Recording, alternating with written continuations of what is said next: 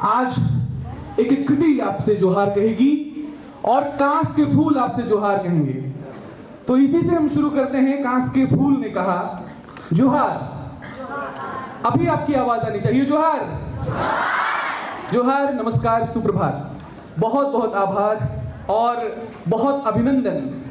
आज स्नातकोत्तर हिंदी विभाग धन्य हो गया। विद्वतों की उपस्थिति ने इस पूरे माहौल को और खूबसूरत बना दिया है। बगैर देर किए हम कार्यक्रम में आगे बढ़ेंगे और सभी अतिथियों का, मंचासीन जो अतिथि होने वाले हैं उन्हें मैं आवाज लगाऊंगा। बड़े ही आदर के साथ हमारे विभागाध्यक्ष महोदय से अनुरोध करूंगा, सभी विद्वत जनों को मंच तक लेकर आएंगे। Doctor Pankaj Mitra sir, Shri Ranendra Kumar sir, doctor Rashmi Rawat ma'am, professor Ashish Tripathi sir, doctor Maya Prasad ma'am, doctor Ashok Priyadarshi sir. अनुरोध होगा हमारे विभागाध्यक्ष महोदय से और प्रज्ञा मैम से, सभी विद्वत जनों को मंच तक लेकर आएंगे। आपकी तालियों की गड़गड़ाहट से आगाज होना चाहिए इस कार्यक्रम का। बहुत स्वागत, बहुत अभिनंदन। मंच से नीचे भी विद्वत जनों की उपस्थिति है। Doctor Surendra Kaur Neelam, doctor Rashmi Sharma, doctor Veena Srivastava, doctor Bharti ma'am, doctor Kiran Kumari ma'am, doctor Niyati Kalp ma'am, Jaymala ji, doctor Parvati Tirkey, doctor Rahul Mishra. आप तमाम लोगों का, जिनका भी नाम मैं नहीं ले पा रहा हूँ, आप तमाम लोगों का बहुत बहुत स्वागत है, बहुत बहुत अभिनंदन है हमारे आज के इस विशेष कार्यक्रम में।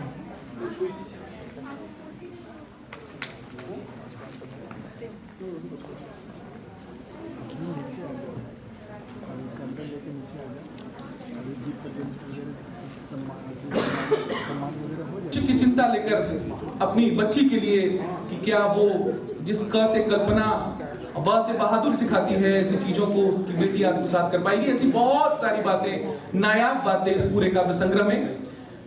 बहरहाल हम एक और रीत का निर्वहन करेंगे और इस कार्यक्रम का विधिवत शुभारंभ करेंगे। दीप प्रज्वलन के लिए मैं आवाज लगाऊंगा हमारे सभी मंचासीन विद्वत जनों से कि आज के इस कार्यक्रम की शुरुआत हम दीप प्रज्वलित कर करेंगे। सभी आदरणीय विद्वत जनों से अनुरोध होगा कि दीप प्रज्वलन के लिए बढ़ेंगे। में खिल रहा है चिराग, आंधी में जल रहा है, यही जुनून, यही एक ख्वाब मेरा है, यही जुनून, यही एक ख्वाब मेरा है।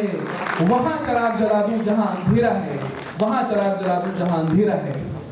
तो नकारात्मकता से प्रकाश की ओर, सकारात्मकता की तरफ ये दीप जो स्वयं कहता है, जो खुद जलकर जग को प्रकाशित करने की क्षमता रखता है, उस दीप का प्रज्वलन आपकी जोरदार तालियों के बीच, तालियां बजती रहनी चाहिए भाई।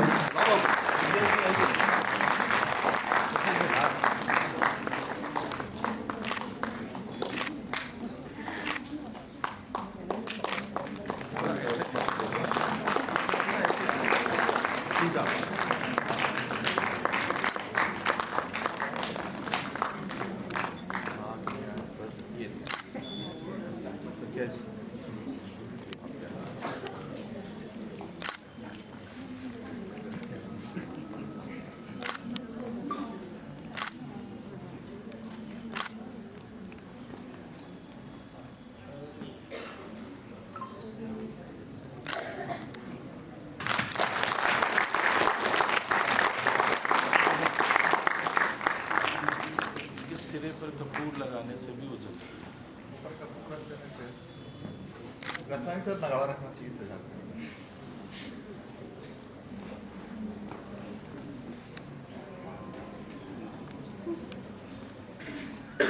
ही कहा कि आप अनैधा मत कीजिएगा। मैं कह रही हूँ कि मुझे ऊंची कुर्सियां चाहिए, मुझे ऊंची कुर्सी चाहिए, फिर ये मत कहिएगा कि स्त्रियां ऊंची कुर्सी मांग रही हैं। तो स्त्रियों को मुझे लगता है कि मांगने की आवश्यकता नहीं है। अब जैसे लोग रहेंगे तो निश्चित रूप से और मांगने की आवश्यकता नहीं पड़ेगी। आपका स्वागत है मैम, आपका अभिनंदन। पुनः अनुरोध होगा प्रज्ञा मैम से कि हमारे बीच डॉक्टर रश्मि रावत मैम है दिल्ली विश्वविद्यालय से, मैम उनका भी आज के इस कार्यक्रम में हम अंगवस्त्र देकर उन्हें आज के इस अंगवस्त्र और पुष्प बहुत स्वागत, बहुत अभिनंदन। जिंदर सर से अनुरोध होगा कि हमारे बीच प्रोफेसर आशीष त्रिपाठी सर हैं। सर ने मुझे पहले ही कह दिया हम होस्ट है भाई।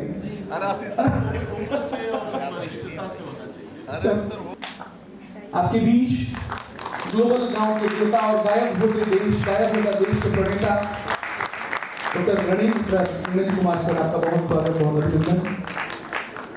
पुनः अनुरोध होगा जिंदर सर से हमारे बीच काशी हिंदू विश्वविद्यालय के वरीय प्राध्यापक डॉक्टर आशीष त्रिपाठी सर हैं। सर आपका भी आज के इस कार्यक्रम में स्वागत करें। आज के इस कार्यक्रम में और इनकी पौध के रूप में सामने बैठी हुई है doctor Parvati Singh ma'am, doctor Anuj Lugun sir. ऐसे व्यक्तित्वों को तराशने का और हमारे बीच लाने का काम आपने किया और आज आप हमारे बीच उपस्थित हैं। आपका बहुत स्वागत है सर, बहुत अभिनंदन है। हम गौरवान्वित महसूस कर रहे हैं आपको पाकर। पुनः अनुरोध होगा की बात होगी हमारे बीच पंकज मित्र सर का नाम हमेशा आता रहेगा।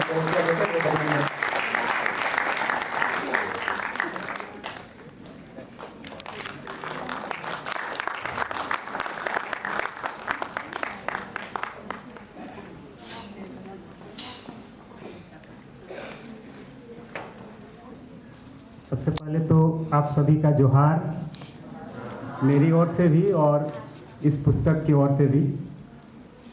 बड़े सौभाग्य की बात है और आज का दिन बहुत ख़ास है क्योंकि आज हम लोग दो महत्वपूर्ण जो आज हस्ताक्षर हैं उनको हम यहाँ सुनेंगे।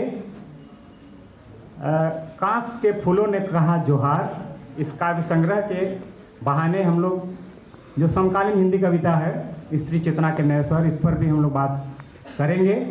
और इस अवसर पर, इस महत्वपूर्ण अवसर पर हमारे बीच उपस्थित हैं काशी हिंदू विश्वविद्यालय, जिसको हम लोग कह सकते हैं कि साहित्य की राजधानी, वहाँ से पधारे हैं और कवि, आलोचक और वर्तमान में हम उनको अगर एक नाम दें तो महत्वपूर्ण हस्ताक्षर के रूप में प्रोफेसर आशीष त्रिपाठी सर हैं। तो सबसे पहले हम झारखंड की इस पावन धरती, विद्या की इस पावन धरती में उनका स्वागत करते हैं और मुझे लगता है कि ये पहला अवसर होगा इस हमारे विश्वविद्यालय में, नवसृजित विश्वविद्यालय में, जिसमें उनका आगमन हुआ है। तो हम सभी जोरदार तालियों से उनका स्वागत करते हैं।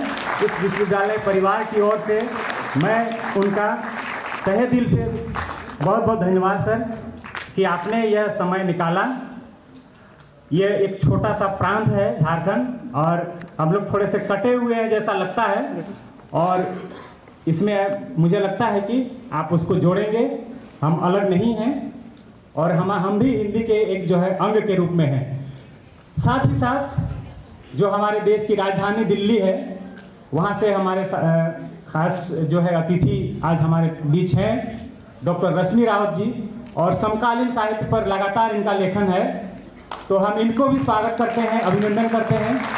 हमारे इस विश्वविद्यालय में जो बिल्कुल नया है, अभी हम लोग सिर्फ 6 वर्षों का एक छोटा सा कालखंड देखे हैं। हालांकि इनका एक जो है पुराना इतिहास है रांची कॉलेज रांची के रूप में, लेकिन विश्वविद्यालय के रूप में हम लोग बिल्कुल नए हैं। तो आप दोनों का बहुत बहुत स्वागत है, अभिनंदन है। साथ ही साथ जो हमारे अभिभावक हैं इस झारखंड के जो है गौरव के रूप में, 2 विशेष कथाकार हमारे बीच हैं।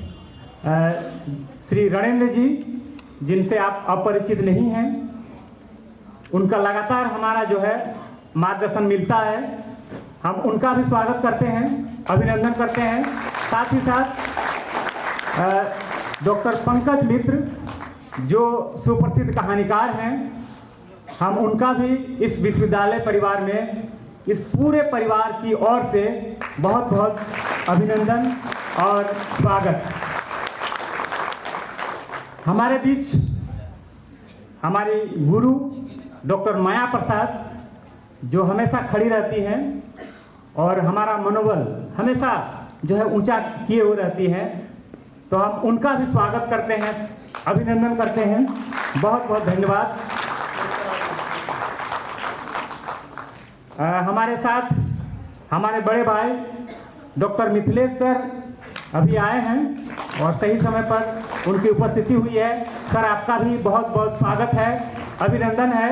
हालांकि ये हमारे ही इस रांची शहर से जुड़े हुए हैं, लेकिन अभी कुछ दिनों के लिए इनका स्थानांतरण हुआ है और ये वनवास जल्दी ही खत्म होगा, ये हम आशा करते हैं। तो इन मुख्य महत्वपूर्ण क्षण में जो है आप सबका एक बार पुनः स्वागत है, अभिनंदन है। इस विश्वविद्यालय सभागार में जो महत्वपूर्ण साहित्यिक कर्म से जुड़े हुए हमारे जो साहित्यिक कर्मी हैं, कवि हैं, खास करके अगर हम नाम लें तो डॉक्टर किरण दी हैं, डॉक्टर भारती हैं, डॉक्टर किरण कुमारी हैं, डॉक्टर नियति कल्प, रश्मि शर्मा जी हैं, हमारी पार्वती जी हैं, सुरेंद्र कौर नीलम है, बीना श्रीवास्तव है, जयमाला है, सत्य शर्मा जी हैं, डॉक्टर हीरानंदन प्रसाद, डॉक्टर पीके झा सर दिख रहे हैं, राहुल जी दिख रहे हैं,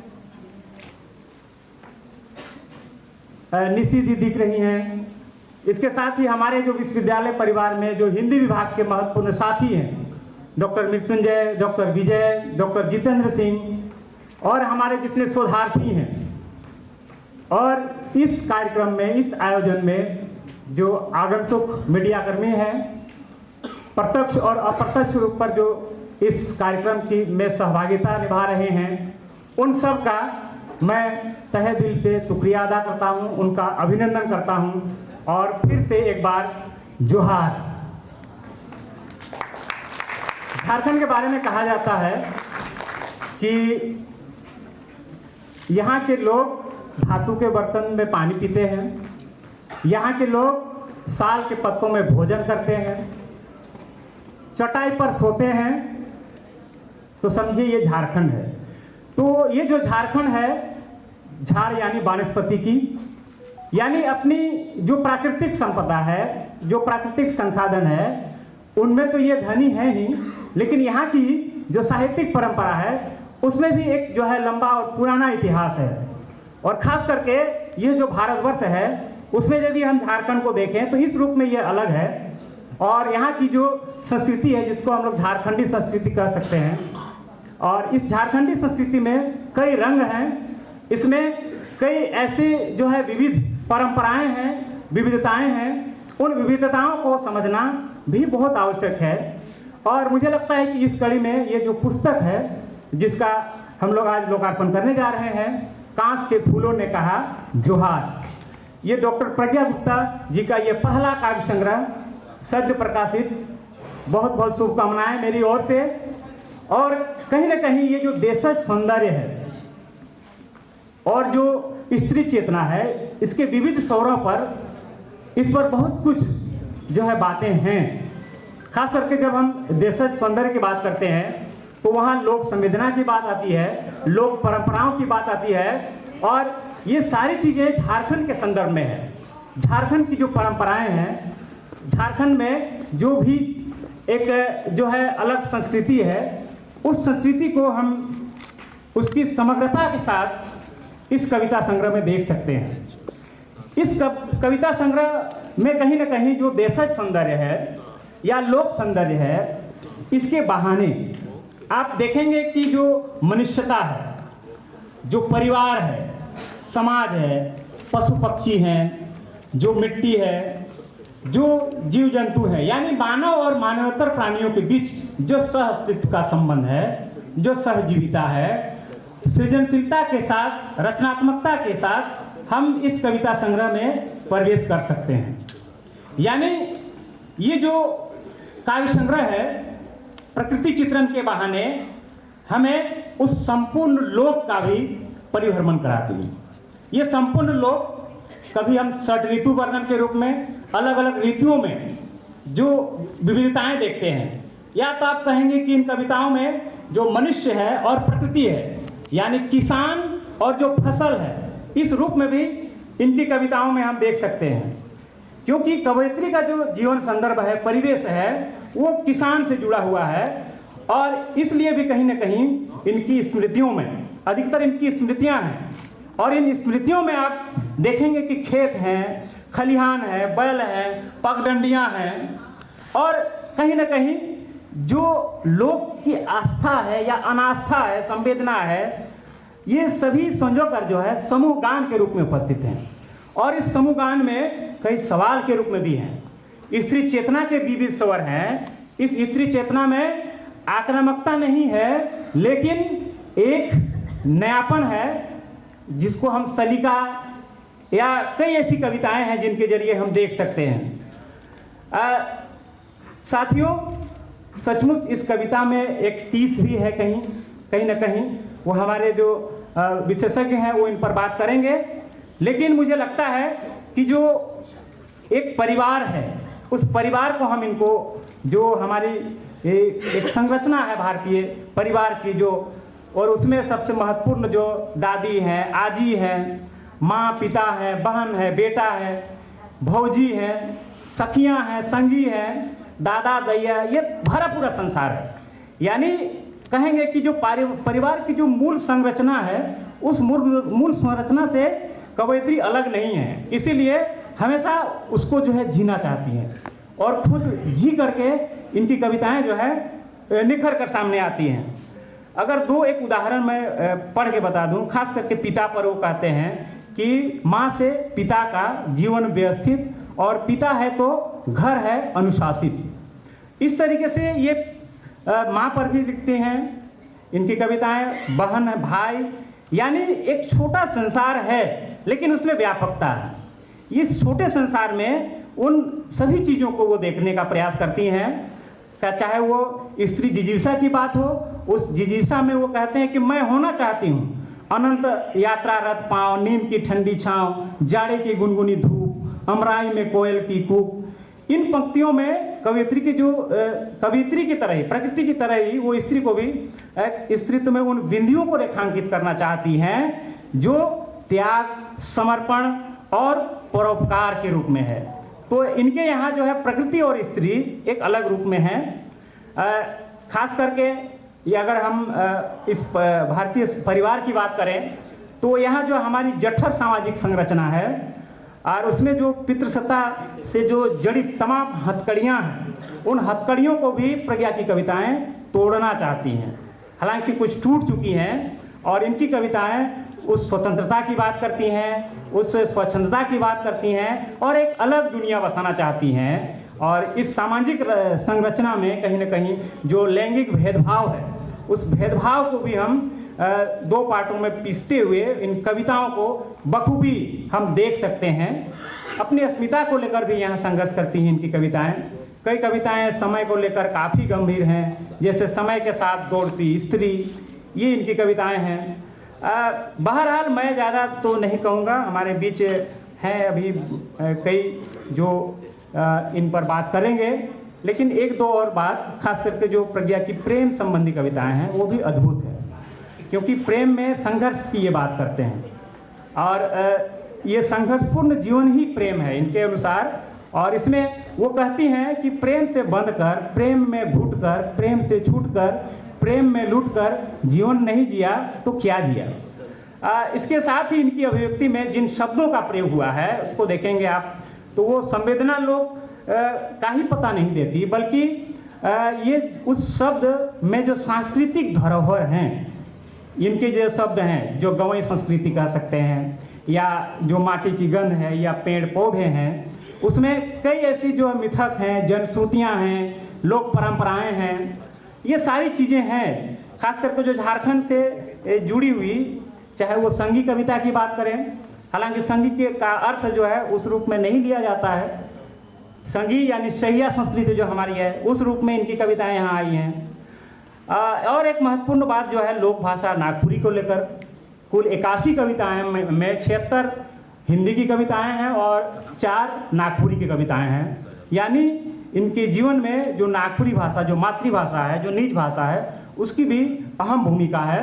और उस संदर्भ में भी इनके जो शब्द भंडार हैं वो भरे पूरे हैं और इनकी अपनी कमाई हुई भाषा है। और ये भाषा जो है ये अपने आसपास की परिस्थितियों से, वातावरण से, प्रकृति से प्राप्त करते हैं और ये उनका भरा पूरा अनुभव है। और मुझे लगता है कि पिछले 15 से 20 वर्षों का ये अनुभव है और ये स्मृतियों के रूप में, ये वेदना के रूप में, संवेदना के रूप में और कई ऐसे विषय हैं जो आज समसामयिकता के रूप में भी हम, चाहे वो पर्यावरण संरक्षण की बात हो या आप मानवता की बात हो, तो बहुत सारी विविधताएं हैं, इस पर बात करेंगे। मैं ज़्यादा नहीं कहूँगा। एक बार पुनः आप सबका स्वागत है। आज हमारा सुनने का दिन है तो हम सुनेंगे और गुनेंगे भी। इसी आशा के साथ एक बार पुनः आप सबका स्वागत है और बहुत बहुत अभिनंदन है। धन्यवाद। बहुत बहुत धन्यवाद सर। निश्चित रूप से प्रज्ञा मैम की कविता संग्रह में झारखंड अपनी पूरी समग्रता के साथ उपस्थित है। बहरहाल हमारे बीच विनोबा भावे विश्वविद्यालय के कुलानुशासक अनुरोध होगा जिंदर सर से कि आज के कार्यक्रम का साक्षी उन्हें बनाया जाए। विधिवत पहले सम्मान हो सर आपका। बहुत सर अब होंगे सर औपचारिक रूप से। बहुत बहुत स्वागत सर, अभिनंदन आपका। बहुत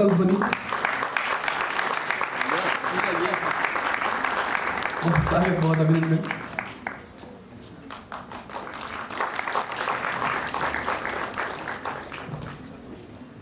कांस के कोमल थेथर फूल होना चाहती हूँ। ये थेथर फूल आप झारखंडी बहुत करीब से महसूस कर पा रहे होंगे। इस थेथर फूल की प्रासंगिकता को, उसकी खूबसूरती को और उसके पीछे की धारणा को। बहरहाल मैं देर नहीं करूंगा, मैं उन्हें सुनने के लिए आमंत्रित करूंगा आपको जिनकी कृति पर आज हम सब सुनने के लिए, समझने के लिए उपस्थित हुए हैं।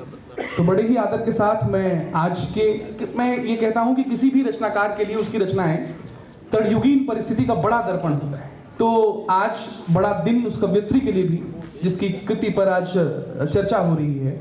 आपकी तालियों के बीच में आवाज लगाना चाहूंगा डॉक्टर प्रज्ञा गुप्ता मैम को। मैम आप आएं और पुस्तक परिचय प्रस्तुत करें। ऐसे व्यक्तित्व से रूबरू होते हैं, ऐसे व्यक्तित्व से मिलने का अवसर हमें मिलता है।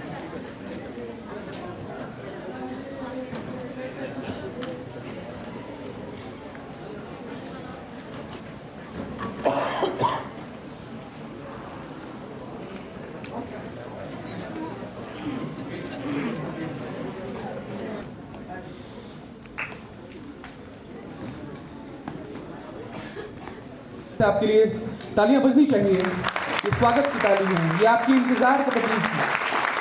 अनुरोध होगा डॉक्टर जिंदर सर से, सर हमारे आज के अतिथियों को, विद्वतजनों को आज के इस कार्यक्रम का हम साक्षी बनाएंगे। उन्हें अंग वस्त्र और पुष्प कुछ देकर आपका स्वागत करेंगे सर।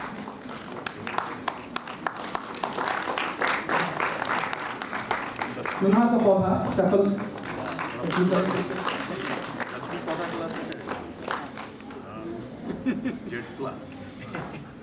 आदरणीय रविभूषण सर का सम्मान करेंगे डॉक्टर जिंदर सर।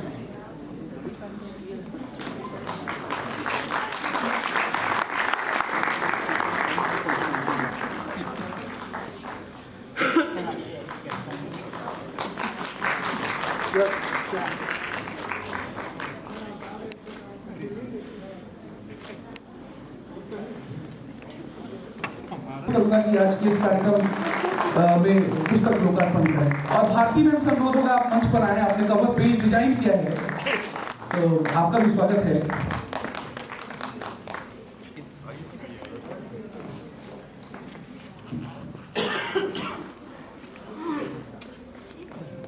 एक बार सामने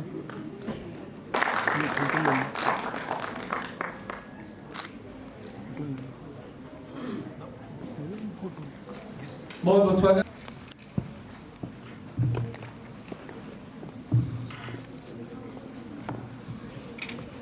आप सभी को मेरा हार्दिक जोहार।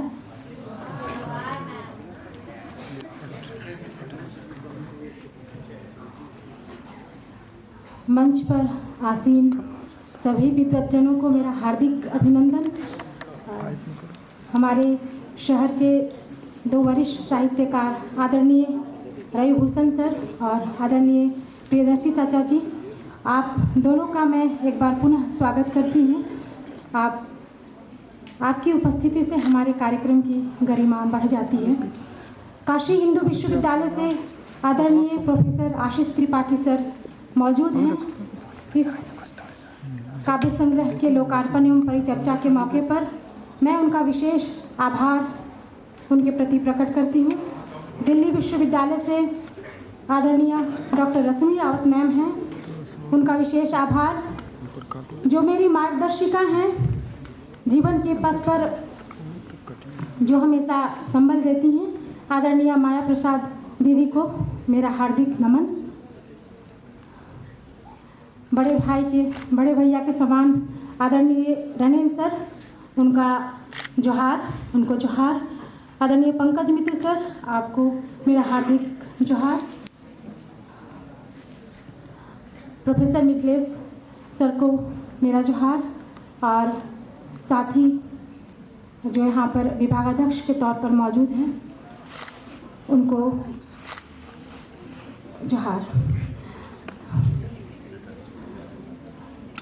आगे दर्शक दीर्घा में मेरी कई सहेलियां हैं जो मुझ पर अभी हंस रही हैं, और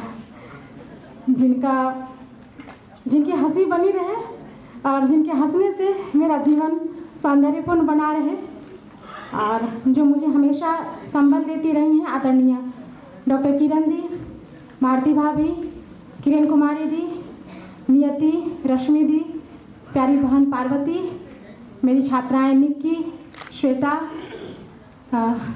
आदरणीय मैथिल के साहित्यकार सुरेंद्र कौर नीलम जी, बीना दी, सत्या शर्मा दी, जयमाला दी, हमारे रांची विश्वविद्यालय के हिंदी विभाग आदरणीय डॉक्टर हिरानंद प्रसाद सर, कुमुद दी और सुनीता दी, निशी दी और भारती दी, हमारे डीन महोदया हैं हमारे रांची विश्वविद्यालय से, आदरणीय अर्चना दुबे मैम, आपका अभिनंदन, आपको जोहार।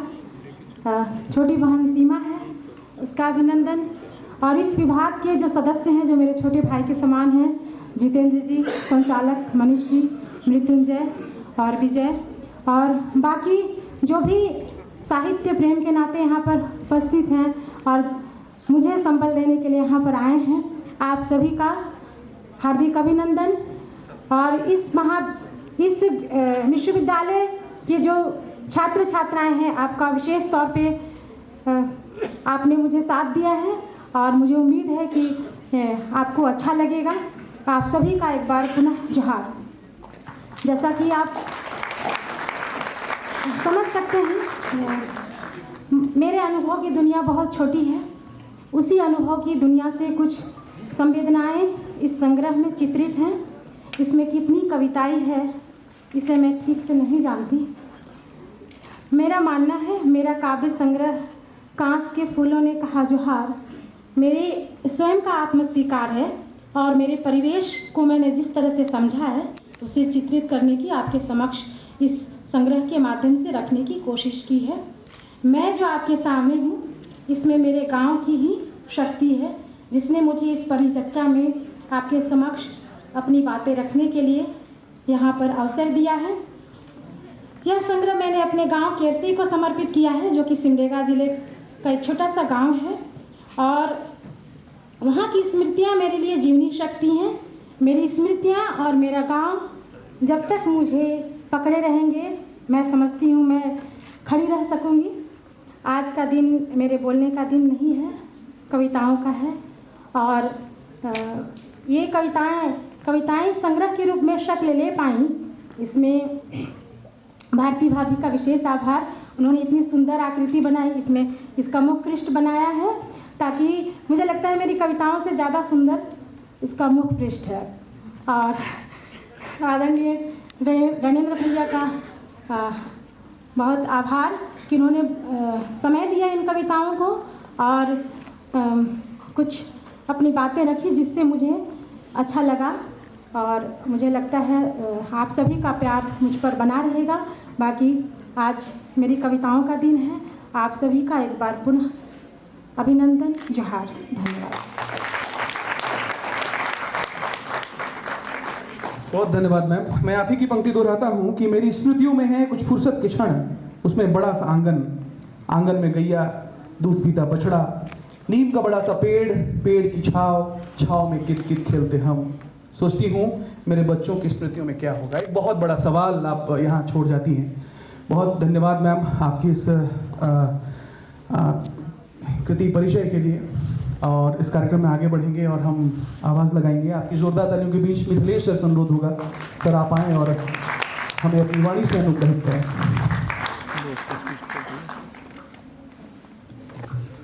धन्यवाद मनीष जी को और जोहार आप सबको। मंच पर आसीन गुरुवर doctor Ashok Priyadarshi sir, Ravibhushan sir, भाई आशीष जी, रश्मि जी, गुरु डॉक्टर माया प्रसाद जी, गणेंद्र भाई, पंकज भाई, जिंदर जी, और आज जिनकी वजह से हम सब यहाँ जुटे हुए हैं वो जोड़ने वाली कड़ी डॉक्टर प्रज्ञा। और सामने भी बहुत सारे लोग दिख रहे हैं जिन जिनका नाम प्रज्ञा ने लिया है। मान लीजिए कि मैं भी उन सबका नाम ले रहा हूँ और सबको फिर से जोहार निवेदित कर रहा हूँ।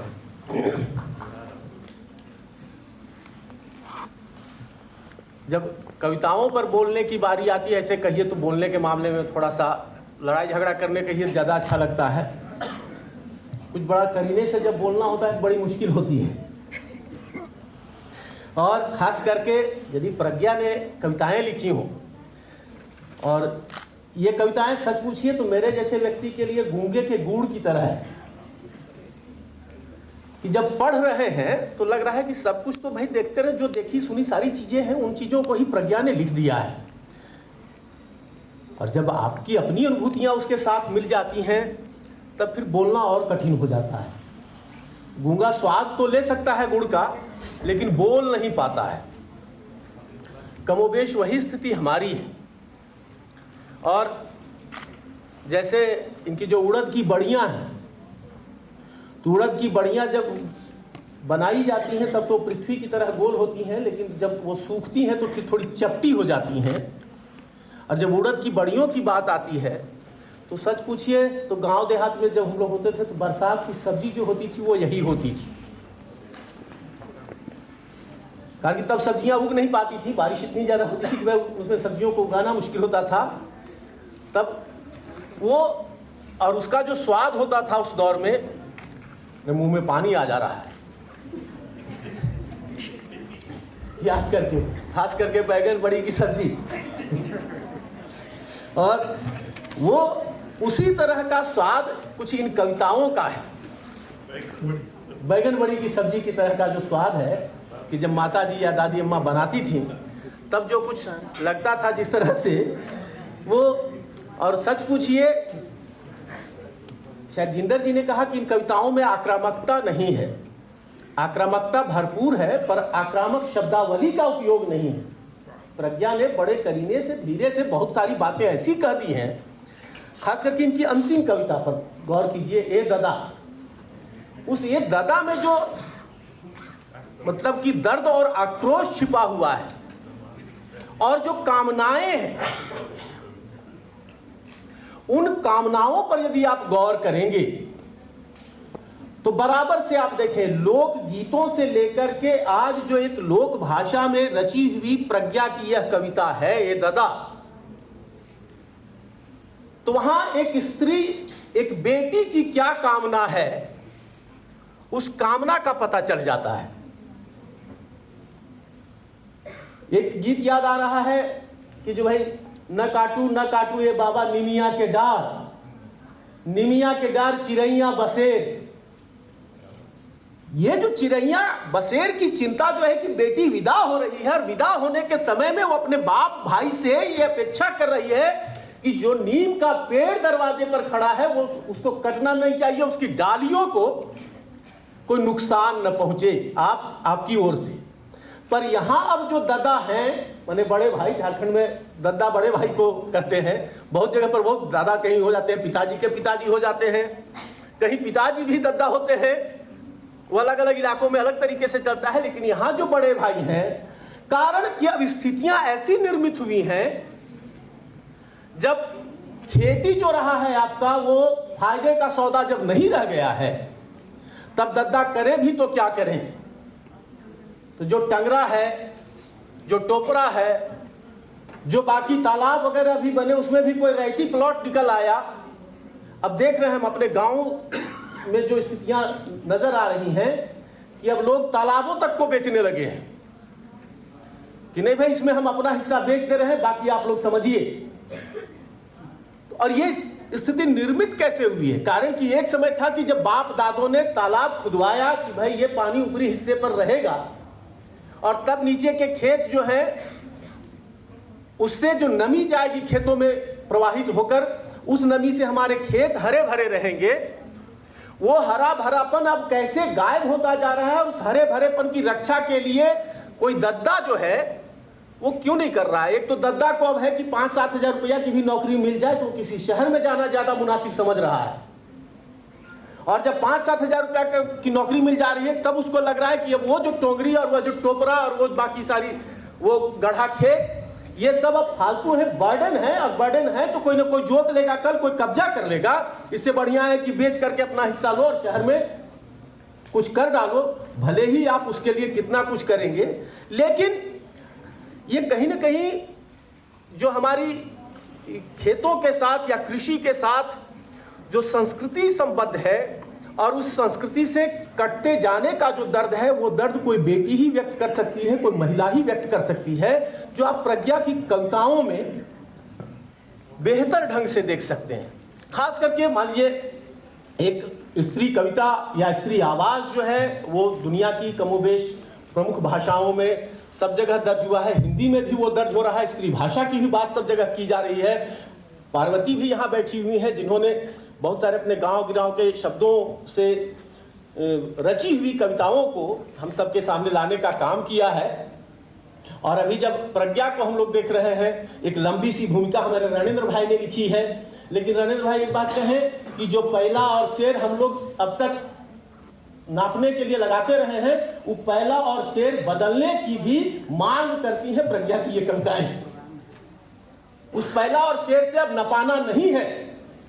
जो आलोचना के प्रतिमान तय किए हैं हम लोगों ने, उन आलोचना के प्रतिमानों से बात नहीं बनेगी, बल्कि आलोचना की नई शब्दावली भी चाहिए। कारण कि जब कविता नई शब्दावली के साथ आ रही है, बहुत सारे शब्द को देखें, चाहे वो फूलों के हो, सब्जियों के हो, से लेकर के रूप रस गंध में आप सब हर एक अलग तरह की भिन्न स्वाद की कविताएं जो मिल रही हैं यहाँ। और उनमें सच पूछिए ये स्मृति की कविताएं हैं, स्मृति से शुरू होती हैं, और स्मृतियों के मामले में भी जो दर्ज करती हैं प्रज्ञा कि एक जगह तो सुखद स्मृतियां आती हैं पहले में, लेकिन दूसरी जगह में जो डराने वाली स्मृतियां हैं कि कोई बेटी, कोई स्त्री डरती है तो किन स्थितियों में डरती है, और जो स्थिति निर्मित हो रही है वो कैसी है, जिसकी वजह से वो डर उसमें व्याप रहा है। और ये डर सिर्फ कवित्री का डर नहीं है, बल्कि ये डर उस सृष्टि के समक्ष भी उपस्थित हो गया है, जिसे लेकर के हम सब कहीं न कहीं अपनी चिंता व्यक्त करते रहे हैं। और सच पूछिए, हम सब की जो संवेद चिंता है, उस संवेद चिंता को अभिव्यक्ति देने का काम प्रज्ञा जैसी कवित्री ने किया है। दूसरे जो देखें कि इनकी जो कविताओं की निर्मिति जो लगती है, कारण कि जो सारी चीजें आई हैं रिश्तेदारी में देखिए तो माँ से लेकर के भौजाई तक, सहेलियां तक, जितनी तरह की रिश्तेदारियां हैं वो सारी रिश्तेदारियां वहां दर्ज हुई हैं। और जब वो सहेलियां भी जाती हैं गांव में तो उनकी अपेक्षा क्या है? हर स्त्री चाहती है कि उसके बाप भाई सबका घर आबाद रहे। वो जब जाए, उसकी सहेलियां जब जुटे 2-4 दिनों के लिए, तब फिर वो खुशी खुशी सब मिलें। लेकिन वहां जब जाए तो आपको नदी नहीं उस रूप में मिलेगी, न तो टोंगरा उस रूप में मिलेगा, और बाकी जो धरती है, धरती का भी जो उसकी जो शक्ल सूरत है वो सब बदली हुई मिलेगी। और वो ऐसा नहीं है कि सिमडेगा के केरसई की स्थिति इनको मिलेगी अलग। जिस इलाके में भी जाएं, कमोबेश झारखंड के मामले में आपको ये अनुभव होगा कि अब कई तो गांव के गांव लुप्त हो गए हैं। और एक तो भौतिक रूप से विस्थापन हो रहा है और भौतिकता की प्राप्ति के लिए हो रहा है। यह जो विस्थापन है और जो विस्थापन का दर्द है इन कविताओं में, कारण कि मैं भी विस्थापित आदमी हूं। अभी जिंदर भाई बोल रहे थे कुछ वनवास दे दिए, वनवास नहीं है दरअसल, मेरा विस्थापन है। तो विस्थापित मैं भी हूं। और ये जो यहाँ जो एक विस्थापित होने का दर्द है वो कहीं ना कहीं से अपनी जड़ों से उखड़ने का भी एक तरह से जो एक वेदना है उसकी, वो वेदना सम्मिलित कर ली है प्रज्ञा ने। और प्रज्ञा की चिंता में ऐसा नहीं कि सिर्फ स्त्रियां हैं, स्त्रियों की पीड़ा है। प्रज्ञा की चिंता में गांधी भी हैं, प्रज्ञा की चिंता में ईदगाह भी है, प्रज्ञा की चिंता में देवी मंडप भी है, और प्रज्ञा की चिंता में यह भी है कि कल तक कोई बसारत को देवी मंडप के प्रांगण में खेलने से नहीं रोकता था, और उसके बरक्स दूसरी तरफ देखें तो ईदगाह में भी कोई जब जाता था तो वहाँ भी किसी को खेलने से, किसी हिंदू बच्चे को रोका नहीं जाता था। आज प्रायः हम रुक रहे हैं, या हमारे पांव यदि रुक जा रहे हैं उन जगहों पर जाने से, चाहे बसारत के पांव रुके, चाहे कोई मिथिलेश के पांव रुके, यदि ये रुक रहे हैं तो क्यों रुक रहे हैं? उन परिस्थितियों की भी चिंता प्रज्ञा में है। और यही वजह है कि प्रज्ञा का जो दायरा है, वो दायरे का जो विस्तार है वो कहीं न कहीं बढ़ करके सिर्फ अपने स्थानीय स्तर तक नहीं, बल्कि उसको कहें कि एक वैश्विक चिंता जो है, उस वैश्विक चिंता से प्रज्ञा जुड़ जाती है। यही प्रज्ञा की कविताओं की उपलब्धि मुझे नजर आती है। और जो कृषि चेतना है या कृषक चेतना है, कृषक चेतना के साथ जब स्त्री की चेतना का समन्वय होता है, तब प्रज्ञा की जो कविता है कि कांस के फूलों ने कहा जोहार, ये कांस के फूल जो हैं तब वो कविता की विषय वस्तु बनते हैं। और विषय वस्तु बनने के बाद फिर जो स्त्री की संवेदनाएं हैं, वो संवेदनाएं उनके साथ जुड़ करके, जैसे कांस के फूलों के फूलने का मतलब होता है कि अब वर्षा जा रही है और ठंडा का मौसम आने वाला है, उस तरह से कहीं न कहीं ये ठंडे के मौसम में आज ये आयोजन भी हो रहा है। और इस आयोजन के संदर्भ में यदि देखें तो ये कविताएं सच पूछिए कि आक्रोश जो जताती हैं उसके लिए आक्रामक भाषा का प्रयोग नहीं करती हैं, लेकिन जो आक्रोश भीतर में समाया हुआ है, कारण कि कहीं प्रज्ञा ये भी कहती है कि भाई मैं पृथ्वी की तरह स्थिर भले हूँ, लेकिन कभी हो सकता है कि ज्वालामुखी की तरह फूट जाऊं। ये ज्वालामुखी की तरह फूट पड़ने की जो आशंकाएं हैं या जो एक जरूरत व्यक्त की गई है, उन जरूरतों के संदर्भ में यदि हम देखेंगे तब फिर प्रज्ञा की कविताओं को समझना थोड़ा आसान होगा। और भैया दद्दा से लेकर के भौजाई तक, भौजाई अमूमन ननदों की भौजाइयों के साथ थोड़ी तनातनी वाली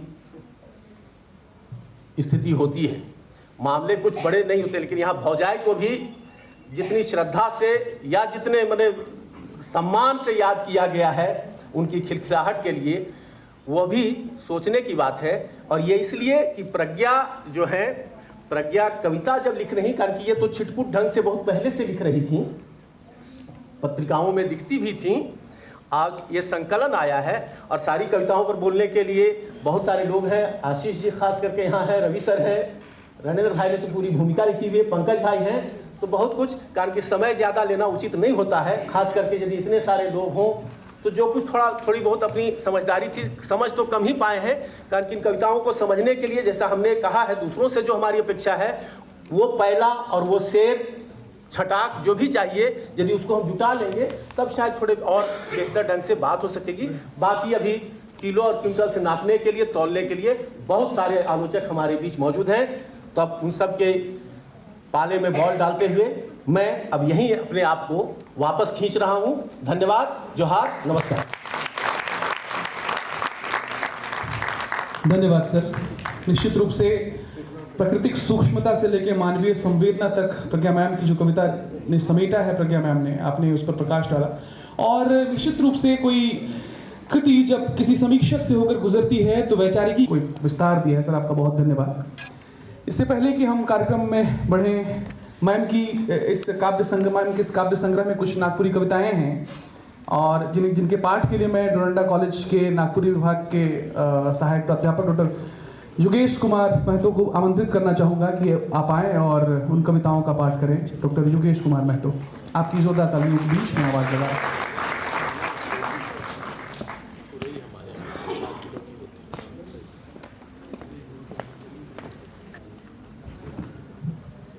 हेलो, जोहार, नमस्कार।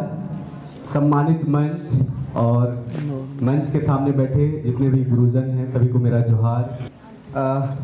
मुझे इस कुछ कविताएं हैं, देखे तो जो रचनाएं हमको मन में चीज़ें आई।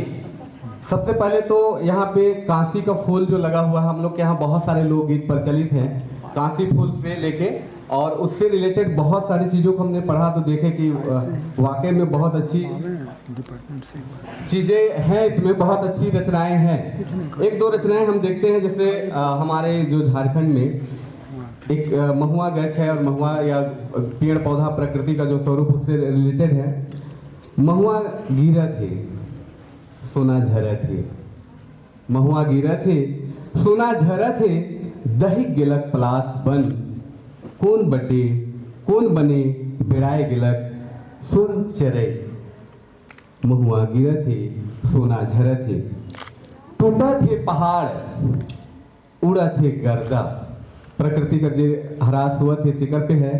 टूटत है पहाड़ उड़त है गर्दा, पसरलक सगरो धुंधक अंबार, हमर आंखें जबर जस्ती घुसलक एक करसक कर कचरा।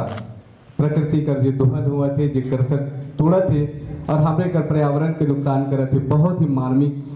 अब ई पहाड़ कर पखन कचिया लखे दिशा थे, और सच में ऐसे जे पहाड़ कर पत्थर है नहीं कचिए दिसेला, और से झारखंड कर बहुत पहाड़ टूटा थे, और बहुत मार्मिक, बहुत ही सोचे वाला ये कविता है। एक और कविता आपके बहुत जे लागलक की बहुत अच्छा है, आंबा बगीचा।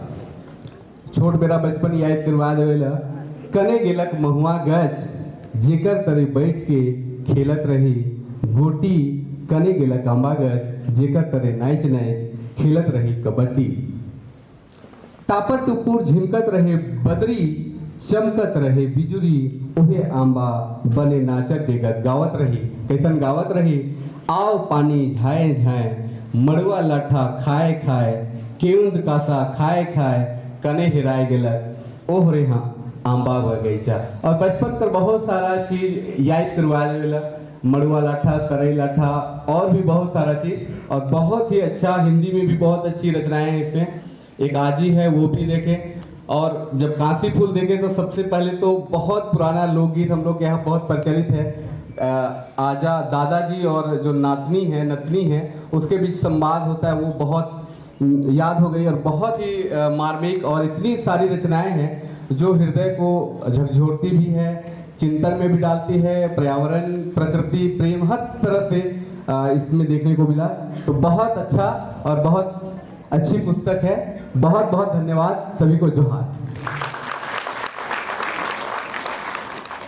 धन्यवाद योगेश राउत के। और निश्चित रूप से तलाश है हेराल ऊ आंबा गछ महुआ गछ जेकर में झुलवा झूले के लिए वो बचपन जो है उकलात रहे। बहरहाल बहुत बहुत धन्यवाद डॉक्टर योगेश कुमार महतो सर का। और कार्यक्रम में आगे बढ़ेंगे और बहुत सारे विद्वत जनों को अभी सुनना है हमें। इस क्रम में मैं आपकी जोरदार तालियों के बीच डॉक्टर पंकज मित्र सर को आवाज लगाऊंगा।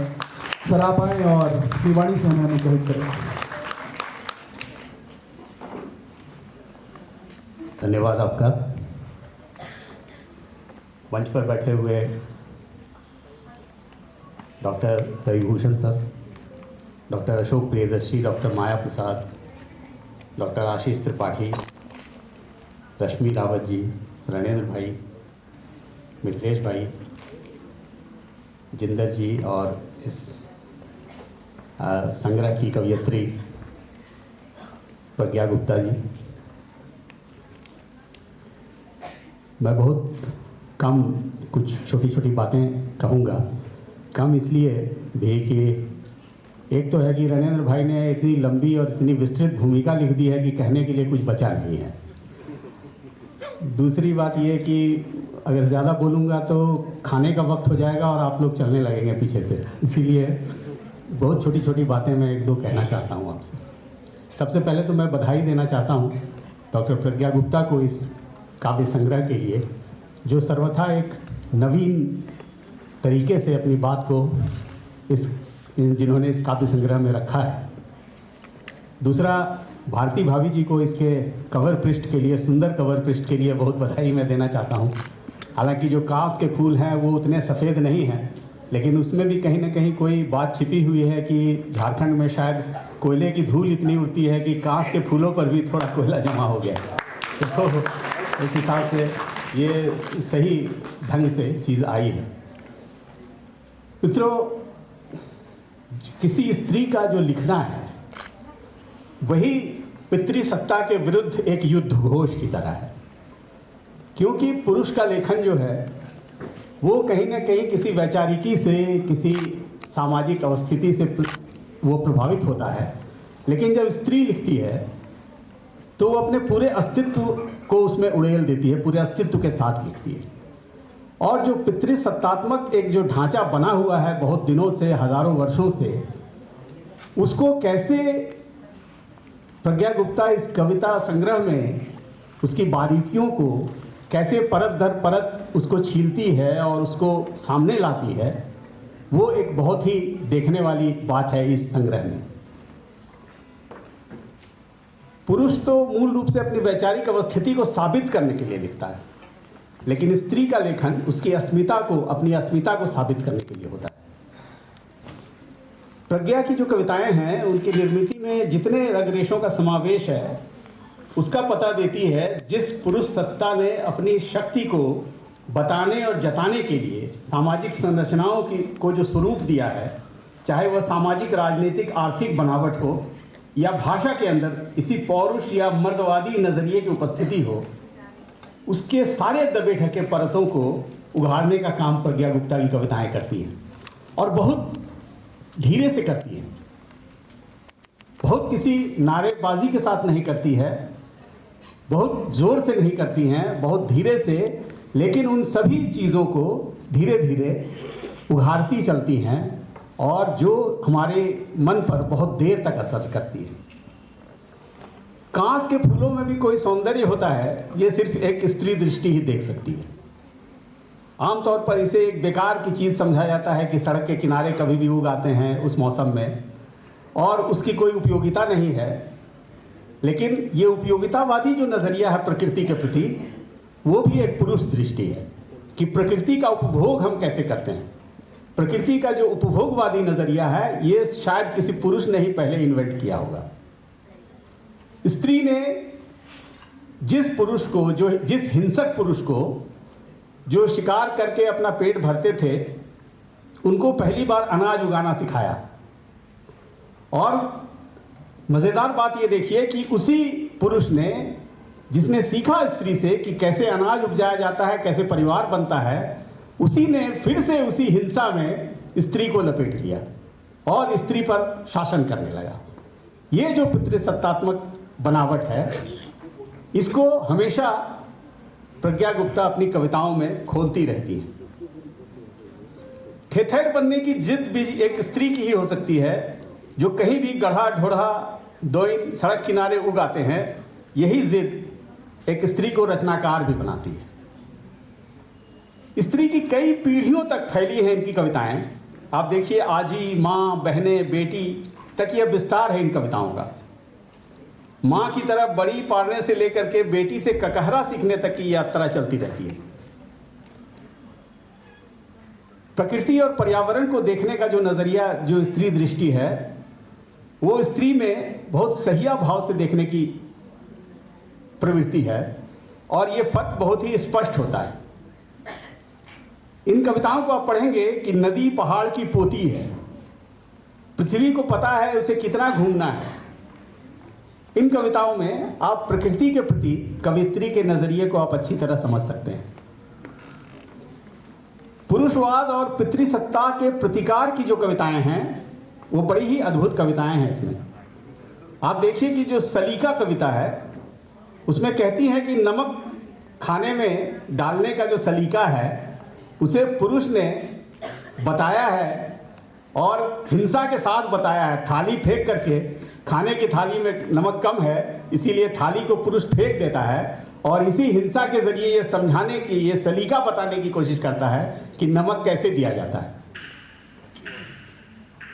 जो समानता कविता है इसमें आप देखिए, पुतली कविताएं हैं, ये प्रतिकार की अद्भुत कविताएं हैं। ये समय के साथ दौड़ती स्त्री, वक्त बेवक्त कविता बारीक ढंग से पुरुष वर्चस्व को उद्घाटित करती है। इसमें प्रेम की बहुत अच्छी कविताएं इसमें आपको पढ़ने को मिलती हैं। और आप देखिए कि पिता पर बहुत ही कोमल ढंग से लिखी हुई कविताएं हैं। जो कवयित्री पितृसत्तात्मक समाज के खिलाफ बहुत ही प्रतिकार वाली कविताएं लिखती हैं, वही स्त्री जब अपने पिता के बारे में लिखती हैं तो बहुत ही कोमलतम अभिव्यक्ति उसकी करती है। ये कविताएं बार बार पढ़ी जाने की मांग करती हैं और समझने की मांग करती हैं। स्त्री दृष्टि को ठीक से समझने की भी ये एक आपको आग्रह करती हैं। कवित्री कहती हैं उनके लिए कविता क्या है। अंत में मैं ये बात उनकी कुछ कविताओं से ये बात खत्म करूंगा कि कविता की धड़कनों को सुनो। इनकी कविता है, उजास से भरी हुई मेरी कविता बहुत कुछ बदल देना चाहती हैं। सूखी हुई नदियों को जिंदा करना चाहती है मेरी कविता। थिर नदी के सेवार को हटाने की कोशिश में उबचुब करती मेरी कविता। दबाए गए सत्य को बाहर निकालती बहुत कुछ करना चाहती है मेरी कविता। इस बहुत कुछ करने में हम लोग सब इनकी कविताओं को ज़्यादा पढ़ें, ज़्यादा गुनें और पूरे समाज को बदलने में जो स्त्रीवादी नज़रिया है उसको समझने और उसका आदर करने की भी कोशिश हमारे पुरुषों को, हमारे बेटों को सिखाएं। बहुत धन्यवाद।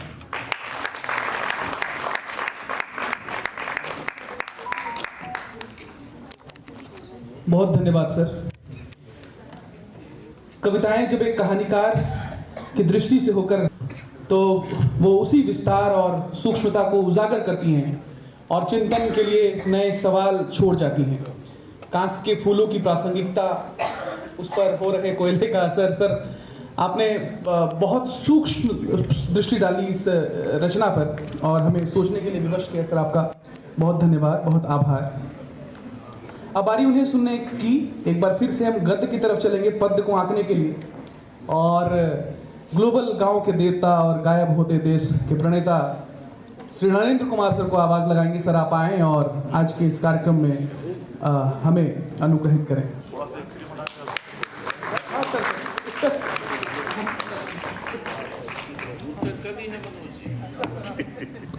आदरणीय मंच, आदरणीय विभूषण सर, आदरणीय मायादी, आदरणीय चाचा जी, प्रदर्शी चाचा जी, Pankaj sir, Lakshmi ma'am, professor Ashish Tripathi ji, Mithilesh भाई, जिंदर जी और प्रज्ञा जी और नीचे बैठे सारे आचार्य और मित्रगण और बच्चों, सबको मेरा जोहार स्वीकार कीजिए मेरा। और कल भी बात मैंने बीएचयू से ही शुरू की थी, आज भी बीएचयू से ही बात शुरू करूंगा। आशीष जी के ही वो विभाग में प्रोफेसर महेंद्र कुशवाहा जी, तो उन्होंने आग्रह किया कि दिनेश कुशवाहा जी का 65वां वर्ष ही कुछ हो रहा है और काशीनाथ सिंह जी का आग्रह है कि उन पर एक किताब आनी चाहिए, तो उनकी कविताओं पे आप कुछ लिखिए। तो उनकी जो फिल्मी नायिकाओं पे केंद्रित कुछ कविताएं हैं, रेखा और हेलन और स्मिता पाटिल वगैरह पे, मीना कुमारी पे, तो बहुत पहले पुस्तिका के तौर पे आई थी। उसी समय मैं बड़ी प्यारी मुझे वो कविताएं लगती थी। वो संग्रह में आने के पहले ही मैं छात्र रहा हूँगा उस समय से, और बार बार पाठ करता था, भारती जी को भी सुनाता था। और फिर खुजराहों पर केंद्रित कुछ कविताएं उनकी, तो अब बड़ा मैं दुविधा में था कि ये सुंदर कविताएं हैं कि मेल गेज की कविताएं हैं, ये दुविधा थी मेरी। तो मेरी एक बेटी है त्रिनिशा, बड़ी शार्प है, DU से उसने पढ़ाई की है, उसको मैंने पढ़ाई, बेटा जरा पढ़ो इन कविताओं को। बोला कि सर कविताएं तो अच्छी हैं लेकिन यहाँ वस्तुकरण किया गया है स्त्री का, ऑब्जेक्टिफिकेशन है, वो चीज़ मुझे कौंधेगी ठीक कर रही है कि ये लगती तो है पहले पाठ में बड़ी सुंदर कविताएं, लेकिन एक मेल गेज से, एक पुरुष की दृष्टि से स्त्री को वस्तु के तौर पे देखने की कोशिश है। तो मैं फिर स्त्री कविता और स्त्री भाषा और स्त्री सौंदर्य दृष्टि की तलाश करने लगा। सविता सिंह जी के पास गया, अनामिका जी के पास गया, सुजाता जी के पास गया, सुधा सिंह का ज्ञान का स्त्री पाठ देखने की कोशिश की। लेकिन यहाँ आप हैं, रश्मि मैम हैं, नीचे भी बहुत लोग हैं, सक्षम और समर्थ लोग हैं, जो 1975 में वहाँ फ्रांस की कुछ स्त्रीवादी विचारकों ने, चाहे हेलेन सिक्सस हों, the life of the Medusa उनकी, लूसी इरगिदी हों या जूलिया क्रिस्टेवा, उनके 70s के लोग हैं, 80s में लिख रहा है लोग। और हमारे यहाँ वो ज्ञान के स्त्री पाठ में जो है वो सुधा मैम जो है अनुवाद कर रही हैं उन लोगों का, सीधा अनुवाद है सर, सुजाता जी के अनुवाद है।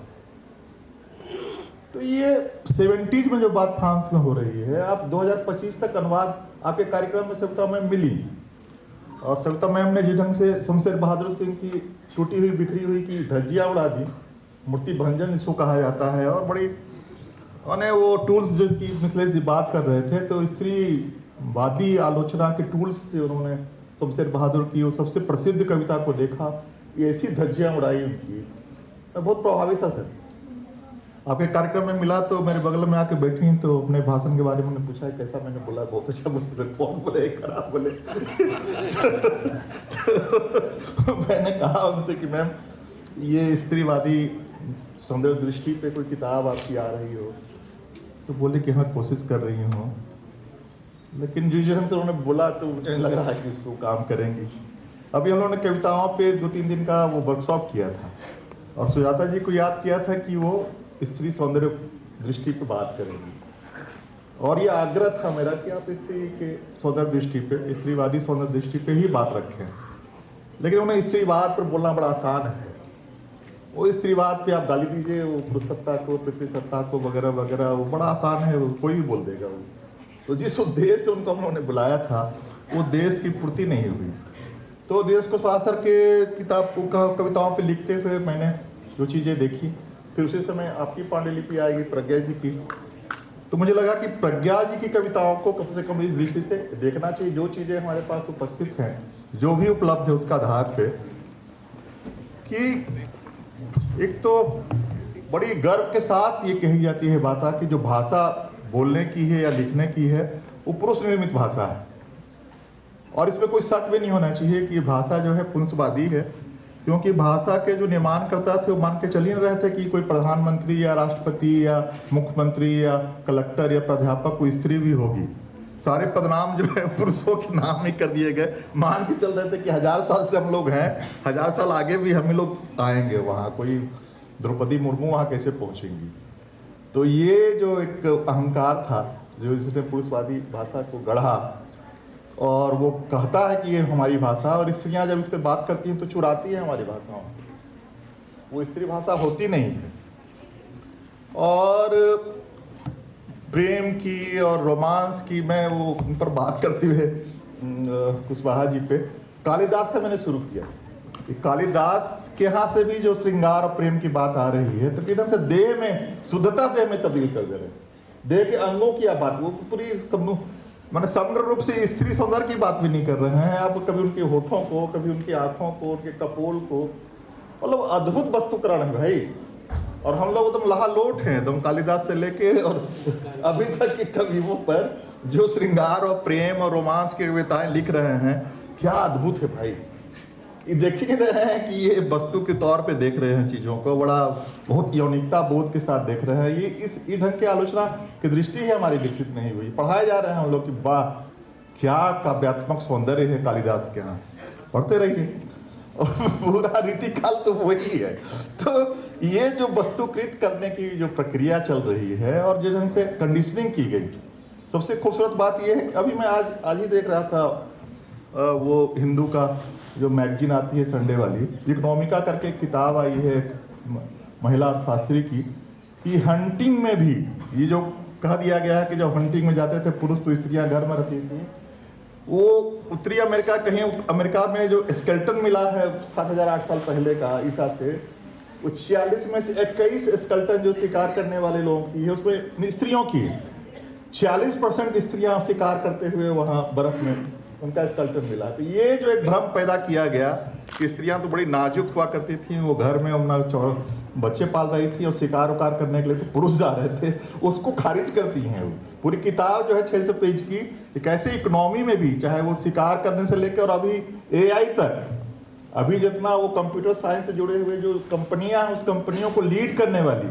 कितनी स्त्रियां हैं। तो उस समय से लेकर 7000 साल से जब हंटिंग की कल्चर थी, जो शिकार की जो संस्कृति थी, और कृषि के बारे में तो सबको जानता है कि क्यों सीता को मांग के ले गए जनक।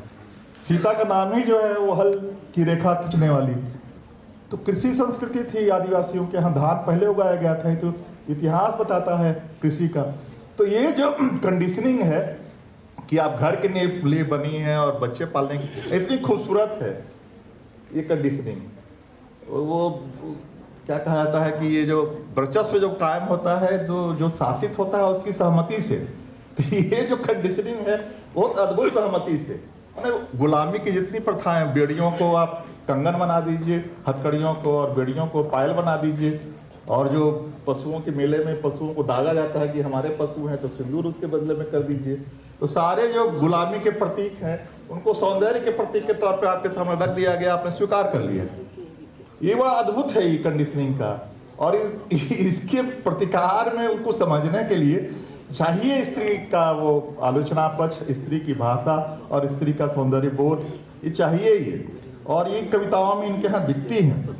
और बहुत लंबा न बोलते हुए भी कि ये जो अभी कह रही हैं डाल से बिछड़ी हुई सखियां कि अपना लहूलुहान हाथ लिए लेसती रही दीवार पर माटी और गोबर, घूंघट काटते काटते 40 की उम्र में 60 की लगती है मेरी सखियां, अब तो अपना दुख भी नहीं पहचानती। तो ये गुलामी को नहीं पहचान पाना। और जो विस्थापन के बाद शेष जी कर रहे थे, तो बेटी कैसे विस्थापित होती है कि सुपली और मौनी से मड़वे में खिलाया गया उसे लावा धान, उसी दिन से खो दिया उसने अपना जमीन और अपना आसमान। तो बहुत कम पंक्तियों में अपनी बात। और अनामिका जी की वो बड़ी प्रसिद्ध कविता है, कविता की पंक्ति है कि मैं एक दरवाजा थी, मुझे इतना पीटा गया मैं खुलती गई। अब स्त्री पीड़ा और स्त्री जीवन का इससे बेहतरीन कुछ हो ही नहीं सकता है, जितना पीटा गया उतनी खुलती गई। बहुत तरह से इसकी व्याख्या हो सकती है। और जिस ढंग से ये कविता पंक्तियां हमारे दिमाग में बैठती हैं, उसी ढंग से ये कविता पंक्तियां हमारे दिमाग में बैठती है कि प्रज्ञा जी की, कि वे ताउम्र खाना पकाती रहीं, लेकिन नमक डालने का सलीका उन्हें उम्र भर नहीं आया। उन्होंने खाने की थाली फेंक कर उन्हें नमक डालने का सलीका सिखाया। बहुत कम छोटी पंक्तियों में पूरी ये जो पितृसत्ता की बुनावट है, संरचना है, उसमें दृश्य और अदृश्य हिंसा है। हिंसा भी बड़ा ईश्वर की तरह है, कभी दिखता है कभी नहीं दिखता है, और अधिकांश अदृश्य रहता है, पता ही लगता है कि ये हिंसा है। कभी बाचिकता में प्रकट होता है, कभी बॉडी लैंग्वेज में। हम जब बात करते हैं बाचिकता में, तो अभी रमेश कुंतल ने की 600 पेज की किताब मैंने अमरकांत पे बात करने के लिए मंगाई थी। तो बातचीत करने में 55% जो है हम देव भंगिमा का, बॉडी लैंग्वेज का सहारा लेते हैं, और पतिनुमा प्राणी के आप देव भंगिमा खाली अध्ययन कीजिएगा, क्या चीज है वो। तो ये जो पितृसत्ता अदृश्य ईश्वर की तरह हिंसा प्रकट करती है, उस अदृश्य हिंसा पे भी बात होनी चाहिए कि वो नमक डालने का सलीका थाली फेंक के सिखाते हैं। और किसके जीवन में ये दृश्य नहीं आया होगा, सबके जीवन में दृश्य आया होगा। तो ये जो है, और बात हो रही थी कि आपके यहाँ बेटी भी है, माँ से जुड़ी कविताएं हैं, दादी आजी से जुड़ी कविताएं हैं, बहनों से जुड़ी कविताएं हैं। तो लूसी रिगिरी याद आ रही थी कि ये जो फ्रायड और बाकी सारे मनोवैज्ञानिकों ने कहा कि लिंग विहीनता जो है बच्चियों के लिए, वो जीवन भर के लिए अभाव और हीनता बोध और किसका किसका, पूरा फ्रायड ने प्रूव किया कि वो लिंग विहीन अगर होती है बच्ची, तो सारा वो फिर मनोविज्ञान जो है उसी से केंद्रित, फेलोसेंट्रिक साइकोलॉजी फ्रायड और उनके शिष्यों ने हमारे ऊपर थोप दिया। लूसी रिगिरी इसको काटती हैं, इसको खारिज करती है, खुद भी मनोवैज्ञानिक थी ही वो। कहती हैं कि ये जो सारी बातें हैं, ये स्थापनाएं एकदम झूठी हैं, ये पुरुष केंद्रिकता से शुरू होती हैं, पुरुष केंद्रिकता पर खत्म होती हैं। उनका ये कहना है कि स्वाभाविक स्थिति यह है कि स्त्री का केंद्र में होना, क्योंकि स्त्री अपने देह से कभी अलग होती ही नहीं। नाभि नाल जो काटा जाता है तो फिर बालक जो है, जो पुरुष बच्चा है, वो तो अलग हो जाता है माँ से। और ये जो अलगाव है वही उसके लिए सबसे पीड़ा का, वो हमेशा माँ की तलाश करते रहता है। लेकिन जो बच्ची है वो तो चूंकि वही जैविक बनावट लेके पैदा होती है, तो वो देह से कभी अलग ही नहीं होती माँ की देह से। तो ये माँ और बेटी की जो परंपरागत संबंध, जैविक संबंध है, यही मूल है। और यहाँ कहीं अलगाव नहीं है और कहीं कोई हीनता बोध नहीं है। लेकिन फ्रायड और सारे पुरुषवादी मनोवैज्ञानिकों ने ये जो थोपा कि लिंग ही सबसे महत्वपूर्ण है और वही अभाव और वही पीड़ा और वही अलगाव, ये बहुत, तो ये माँ के साथ जो इनकी कविताएं हैं कहीं ना कहीं लुई सिरिगेरी की साइकोलॉजी से जुड़ती हैं। और वो स्त्री केंद्रिकता को, जो उड़द की बढ़िया जो कविता बार बार, तो माँ को लेके माँ जब बढ़िया बनाती थी, उसके हाथों में आ जाती थी पृथ्वी की पूरी गोलाई, और जब बढ़िया सूख जाती थी तब हमें पता चलता था कि गोलाई लिए पृथ्वी थोड़ी चपटी है। इससे खूबसूरत कविता माँ और पृथ्वी को सीधे जोड़ने की। और बहने जो है नदियों की तरह जीवन की अनवरत यात्रा में बहने नदी से मिली, जिससे किनारे थोड़ी बैठ हाथ मुंह धोए और सुस्ता लिए। तो ये नदी की तरह बहन और माँ की, पृथ्वी की तरह माँ, तो ये जो संबंध है माँ और बेटी की जैविक संबंध, जो कभी अलगाव ही नहीं, एक ही तरह की दैहिक संरचना के कारण एक एकात्मता बोध है, जिस पर बोर्ड रेखांकित करना चाहती हैं लुई सिरिगेरी, वो इन कविताओं में प्रकट होती है। और भाषा पे तो जिंदर जी ने और सब लोगों ने बहुत बात कही है कि वही है कि जो कोई स्त्री अपने को समग्रता से प्रकट करना चाहती है, तो ये पुरुषवादी भाषा जो उसके लिए बड़ी बाधा बन जाती है, तो वो लौट के लोक भाषा में जाती है कि ठीक है कि लिखन तो पढ़न की भाषा पुरुषों ने गढ़ा, लेकिन जब बच्चा रोया होगा तो जो लोरी सुनाई होगी वो माँ ही रही होगी। वो पुरुष कोई लोरी नहीं सुनाया होगा इतिहास में भी, ना आज सुनाता है ना कभी 1000 साल पहले सुनाता होगा, लोरी तो माँ ही सुनाती होगी। और जाता पिछले समय जंसार के गीत जो होते हैं, जो भी मेहनत के जितने भी काम हैं, उन कामों को गीत से जोड़ के उनको बड़ा सहज करने की परंपरा हमारे देश में रही है। चाहे वो रोपनी और रोपनी का गीत हो, बिसान का गीत हो, जतसार का गीत हो, बेटी की विदाई का गीत हो, विवाह की गालियां हो, या रोते रोते बहुत सारी कथा कहने का, रुलाई के भी अपने गीत होते हैं। ये रुलाई से लेके, विदाई से लेके और गालियों से, विवाह की गालियों से लेकर और लोरियों तक में यहाँ पुरुष भाषा का कोई काम ही नहीं है। ये पुरुषों के लिए बंदिश है, यहाँ कभी वो प्रवेश नहीं करते। तो लोकगीत, लोक भाषा, लोक कहावतें जो हैं वो स्त्री भाषा है, वहीं स्त्रियों का, स्त्री भाषा का उत्स है। वहीं से अगर स्त्री भाषा को हमको व्याख्यायित करना होगा, स्त्री भाषा की तलाश करनी होगी, या स्त्री भाषा को व्याख्यायित करना होगा, तो लोक भाषा की ओर जाना होगा, जो सामने बैठी है पार्वती त्रिकी के काव्य संग्रह में है और इस काव्य संग्रह में है। कि जब भी इनको लगता है कि अब नहीं मिलनी है, और स्त्री भाषा बनती कैसे है, अनामिका जी बड़ी खूबसूरत बात बोलती है, उसको मैं दोहराता हूँ, बड़ी सुंदर लगेगा। भाषा बनती कैसे, स्त्री भाषा के बारे में, स्त्री भाषा के आंतरिक बनावट को स्पष्ट करते हुए कि भाषा बनती कैसे है, करीब करीब वैसे ही जैसे अमावट बनता है। अमावट, परत दर परत मिठास, थोड़ी मिट्टी, बहुत सारी मानुष गंध, आदम जात का सरस संवेद स्पर्श, ऐसे ही बनती है भाषा, परत दर परत, जातीय स्मृतियाँ, गंभीर सांस्कृतिक संदर्भ, हर युग हर व्यक्तिक सामाजिक अवगुंठन की एक ताजा परत, मीठी, किरकिरी, हल्की सी खट्टी, चटपटी, शुद्ध भी अशुद्ध भी।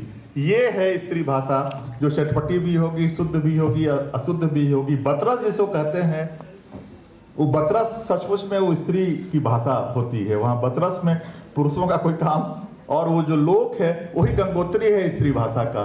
ये हमारे सामने जो भी समीक्षक, आलोचक और भविष्य के रश्मि मैम खास करके, उनसे उम्मीद है कि ढंग की चीजें आएंगी पुस्तक के तौर पे, तो उनके लिए बड़ा।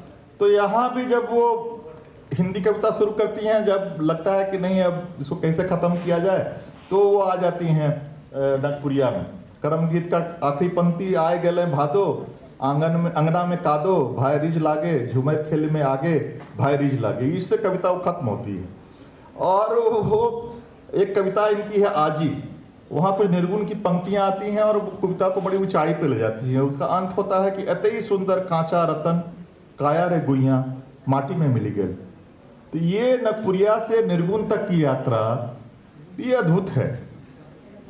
और स्त्री सौंदर्य दृष्टि तो वही है जिसकी बात कह रही हैं सविता सिंह भी, कि जो बियॉन्ड एस्थेटिक्स की जो सौंदर्य का, जो मैंने कहा कि वो प्रेम हो या स्त्री सौंदर्य को देखने का तरीका हो, उसके बाहर जाकर, जैसे शमशेर की कविताओं के बारे में वो कहती हैं कि सलोना जिस्म ही क्यों चाहिए कवियों को, हर कवि को एक स्त्री का सलोना जिस्म क्यों चाहिए। उखड़ती हुई, घिसती हुई, बच्चा पैदा करती हुई, पालती हुई, जीवन के तमाम कांव कीच में फंसी हुई स्त्री, जैसे बाल बांधने और खोलने का भी फुर्सत नहीं हो, ये कब आएंगे हिंदी कविताओं में। तो ये जो सलोना जिस्म से अलग, जिसको बियॉन्ड एस्थेटिक्स कहा जा रहा है, और प्रेम और मातृत्व का जो मिथक गढ़ा है पितृसत्ता ने, इस मिथक को टूटना चाहिए। ये बड़े सामान्य षड्यंत्र है कि आपकी खूबसूरती वगैरह की बात करके आपको गुलाम बनाए रखने का। जब बहुत गुस्सा रही हो घर में तो उनकी सौंदर्य की प्रशंसा कर दीजिए, बेचारी गुस्सा उनका उतर जाता है। तो ये सब जो षड्यंत्र है, ये सब षड्यंत्र को समझने की आवश्यकता है। इसलिए इनके यहाँ कोई गुलाब बनने की और जूही चंपा चमेली बनने की कोई कविता नहीं मिलेगी।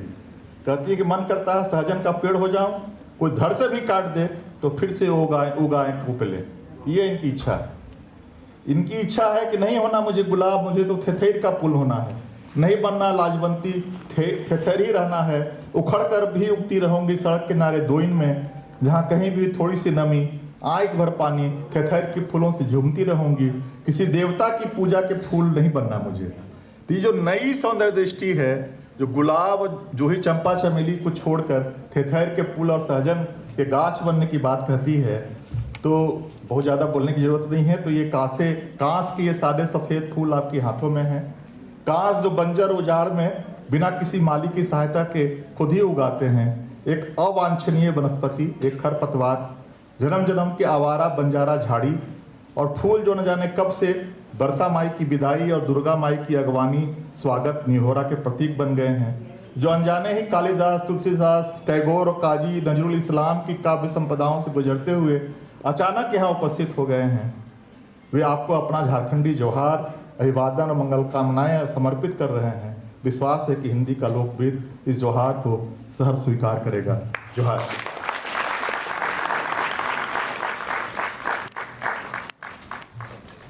धन्यवाद सर। आपने जो बातें कही स्त्री जीवन से संबंधित, स्त्री से संबंधित, वो वही व्यक्ति कह सकता है जो ये कहता है कि थोड़ा स्त्री होना चाहता हूँ।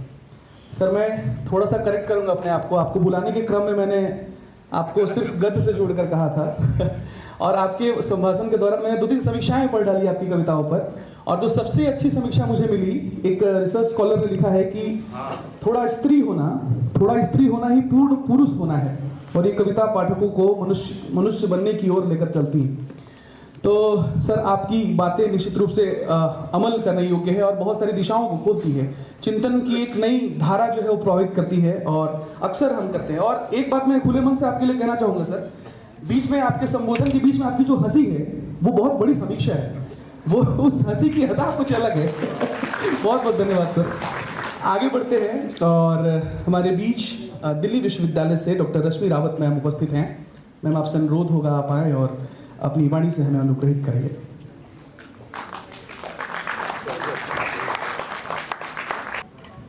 धन्यवाद मनीष जी। जितनी बार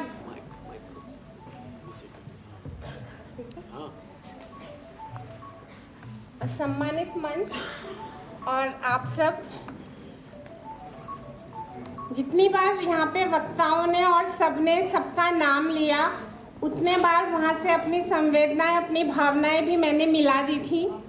तो मैं सीधे ही अपनी बात पे आऊँगी। तो सबसे पहले तो मैं प्रज्ञा जी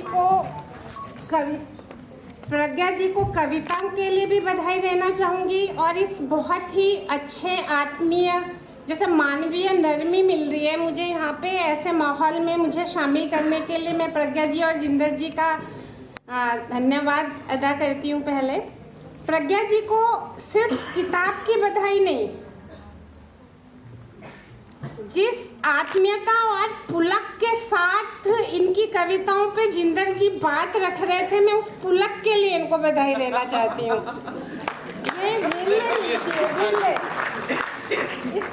इतनी पुलक के साथ वो बोल रहे थे और उन्हें थोड़ा सा अविश्वास भी था कि अगर किसी ने गलत डायरेक्शन में इनको ले गए तो मैं थोड़ा सा अब कुछ ठीक ठिकाने की बातें तो मैं पहले कर ही लूँ।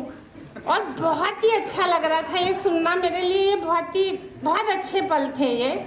मुझे मध्यकाल की एक स्त्री की वो कविता याद आ रही है, जब घर परिवार हमारे लिए बेड़ी बन जाता है स्त्री के लिए, तो वहाँ पे वो कहती है आग लगे इस घर में और कम से कम फिर हम दोनों आग ही एक साथ बुझा लेंगे। इस एक साथ में घर होता है।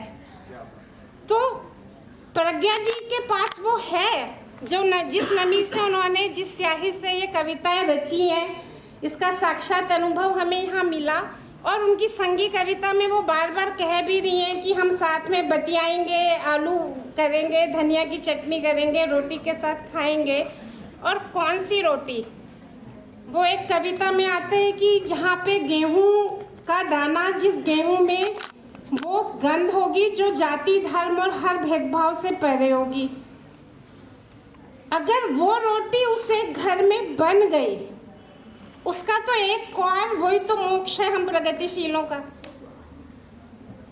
तो अगर हम ये कहें कि वो माँ, भौजाई, बहन, पिता को याद करती हैं और हम इससे ये समझ लें कि वो या वो स्वाद की, लोक भाषा की, गंध की बात करती हैं, तो किसी नॉस्टैल्जिया को याद कर रही हैं, पीछे लौट रही हैं, या इन पारिवारिक रिश्तों में ही एकमात्र जिंदगी है, क्या वो ये कह रही हैं?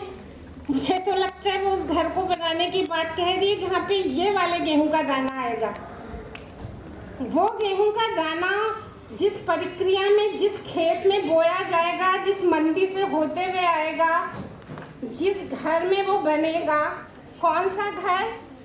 जब राजतंत्र के बाद या पूरी गुलामी के बाद जब लोकतंत्र आया, तो मुझे लगता है कि जो भी हम गिनती पढ़ते हैं अपनी क्लासों में 535, 565 या जितनी देसी रियासतें थी, उसके बाद मुझे लगा करोड़ों देसी रियासत में भारत बदल गया।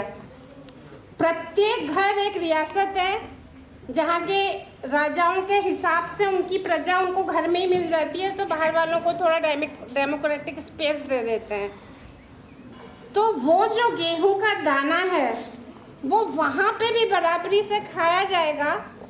और वो अगर सारी विषमताओं को हटाता हुआ एक बार घर में आ गया है, तो वो सारी व्यवस्था की, तो मैं कहना ये चाहती हूँ कि उससे पहले कि मैं एक बार पिता, भाई, भौजाई, माँ कुछ भी बोलूँ, तो वो ये नहीं कह रही हैं कि अगर आप राजा, पिता या पति या भाई हो तो आपको ग्लोरीफाई किया जा रहा है। वो ये कह रही हैं देखो ऐसे पिता बनना कि मैं अपनी सारी उड़ान छोड़ के ये कामना करूं कि भाई मुझे तुम्हारे आंगन का नीम का वृक्ष बनना है। तो यहाँ पात्रता अर्जित भी करनी पड़ेगी, क्योंकि उस मैं को मैं इस तरह से इसे नहीं पढ़ना चाहूँगी। हालांकि मुझे निजी बातचीत से बहुत अनुमान हुआ, रणेंद्र जी से भी पता चला उनके पिता के बारे में, उनसे भी, लेकिन मैं बिल्कुल भी इस तरीके से इस कविता को नहीं पढ़ूंगी कि इस मैं में इनका ये निजी अनुभव है कि मेरे पिता ऐसे हैं। तो मैं जिस तरह से मैं सर्वेश्वर दयाल सक्सेना या मुक्तिबोध या किसी के भी मैं में पूरे जनमानस का प्रतिध्वनि, वो उसका प्रतिनिधि मानती हूँ, मैं इनके मैं को भी सबका प्रतिनिधि मानूंगी कि हमें तो तुम्हारे नीम का दरख्त में छांव चाहिए, हमें तो मायका चाहिए, हमें तो वहाँ लौटना है।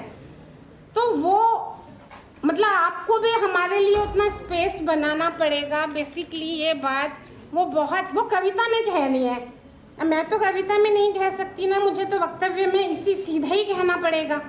वो सीधे नहीं कह रही हैं पर उनका अर्थ तो यही है ना सारी कविताओं का। तो मैं थोड़ा सा पहले कुछ धन्यवाद। एक चीज मैं स्त्री कविताओं का ये बिल्कुल उभार का समय, इतनी बड़ी तादाद में जब स्त्रियां लिख रही हैं तो बहुत सारे ऐसे नए अनुभव आ रहे हैं जो पहले कभी नहीं आए। तो एक नई भंगिमा, नए शब्द, वो अंधेरे जहाँ पहले कभी रोशनी ही नहीं पड़ी थी, ऐसा लगता है कि अच्छा यहाँ भी जीवन धड़कता है। पता नहीं कैसे कैसे कोने अंतरे रोशनी से एकदम जगमगाते हुए उजागर होते चले गए हैं। मैं एक बार भी नहीं कहूँगी यहाँ पे, चूंकि बहुत सारी किशोरी छात्राएं, नवयुवा भी बैठे हैं, तो मैं एक बार उनके लिए एक चीज़ स्पष्ट करना चाहूँगी कि मैं ये नहीं कहूँगी कोई बात करते हुए कि उन्होंने स्त्रियों के लिए ही नहीं लिखा, वो ये भी सोचती हैं। दरअसल जब कोई स्त्री दृष्टि की बात करते हैं तो उसमें 5000 साल, या अगर हम आधुनिकता की बात करें तो 300-400 साल की जितनी भी ज्ञान सरणियाँ हैं, जितना ज्ञान अनुभव है, वो तो है ही। हम ये कहते हैं कि जो चीज़ अंधेरे रह गई थी वो भी है, मतलब जो छूट गया था वो भी है का कहने का ये अर्थ नहीं होता है कि जो पहले से था वो नहीं है, वो तो है ही है, वहीं से तो देखने की आंख मिली है। ये इस तरीके से नहीं है स्त्री दृष्टि की हमने स्त्रियों की में टॉर्च चमका रखी है। ये इस तरह से है कि अगर आप इस कमरे को दुनिया माने और मान लीजिए कि वहाँ जहाँ कोई बैठा हुआ भी नहीं है, वहाँ पे कोई स्त्रियां या कुछ आबादी बैठी हो और वहाँ लाइट जली हुई नहीं है, तो यहाँ सारी जगह लाइट है, हमने एक स्विच ऑन कर दिया तो ये तो दिख ही रहा है ना, ये दिखना बंद थोड़ी हो जाएगा उसके ऑन होने से। इसके साथ साथ वो भी है, इसलिए मैं ये एक्सप्लेनेशन देती नहीं चलूँगी कि भाई प्रज्ञा जी ने स्त्रियों के अलावा भी सब कुछ कहा है। सब कुछ तो है ही है, उस सब कुछ को शामिल करके ही तो एक कदम और आगे चलना सीखे कि इसके बिना समाज में वो गेहूं मिल नहीं पा रहा है। ये गेहूं मेरा बार बार आएगा क्योंकि बड़ा एक दाने के लिए तरस गए हम ऐसे गेहूं के, तो वो एक गेहूं उसके बिना नहीं आ सकता। तो उस गेहूं को, दाने को एक संगी साथी के साथ खाने के लिए, उसी एक स्वाद के लिए, मानवता का स्वाद, मनुष्यता का स्वाद, उसी के लिए हमारी ये सारी कविताएं हैं, हमारा सब कुछ है। ये समय स्त्री रचना कालता का है, इसमें बहुत रचनाशीलता का है, इसमें यथार्थ के बहुत जटिल और नए नए संस्कार आए हैं। लेकिन एक प्रॉब्लम ये भी हुई है कि अगर हम मुक्ति बोध की भाषा में मैं कहूँ तो ये जो सब कुछिष्ट भी हो गया है कि हर ही चीज़ कविता में शामिल हो गई है। हम बहुत ईमानदारी से आत्मसंघर्ष नहीं करते हैं, बिना आत्मसंघर्ष के, बिना ज्ञान के, बिना सचेत ढंग से अपने समय को देखे, बिना किसी भविष्य के स्वप्न के कवि बन जाते हैं और अपने समय की जो हमारी निशानदेहियाँ हैं उनसे बचते हैं। इस संकलन में खास बात है कि इसमें ऐसा कुछ नहीं किया गया है। आत्मसंघर्ष बहुत गहरा है, परंपराओं से पूरी रोशनी लेते हुए, परंपरा बोझ की तरह यहाँ कहीं नहीं आती है, उनसे पूरी रोशनी लेते हुए और एक जो स्वप्न दृष्टि है, इसकी समानता का स्वप्न और जो सबको खाना मिले, सबको स्वाद मिले, इस तरह के बार बार हमको सपने दिखते हैं इनके शब्दों में। माइक से बोलिए, आवाज नहीं आ रही है। इसका माइक का उपाय करते हैं। हाँ, इधर आने दीजिए, तब देखिए अब यहाँ माइक अब ठीक है? ज़्यादा घूम गया है, नज़दीक कर हिल गया होगा, बोलिए ना। मैं सर्वेश्वर दयाल सक्सेना की एक कविता पढ़ना चाहती हूँ कि बाकी सारी बात तो इसी कविता संकलन पे करूँगी। उनकी कविता पढ़ के समझ लीजिए कि एक इस तार के पैरेलल समानांतर में एक तार और कर लेते हैं तो इस दोनों की टंकार से जो बीच का पूरा स्पेस है, जो यात्रा है स्त्री कविता की या कविता की ही, स्त्री कविता से मेरा मतलब है पूरी कविता की यात्रा, जिसमें स्त्री कविता भी जुड़ने के बाद से पूरा का पूरा एक वितान, एक पूरा स्पेस जो है समय काल का। सर्वेश्वर दयाल सक्सेना की कविता है कोई मेरे साथ चले। अक्सर दरख्तों के लिए जूते सिलवा लाया और उनके पास खड़ा रहा। वे अपनी हरियाली, अपने फूल फल पर इतराते, अपनी चिड़ियों में उलझे रहे।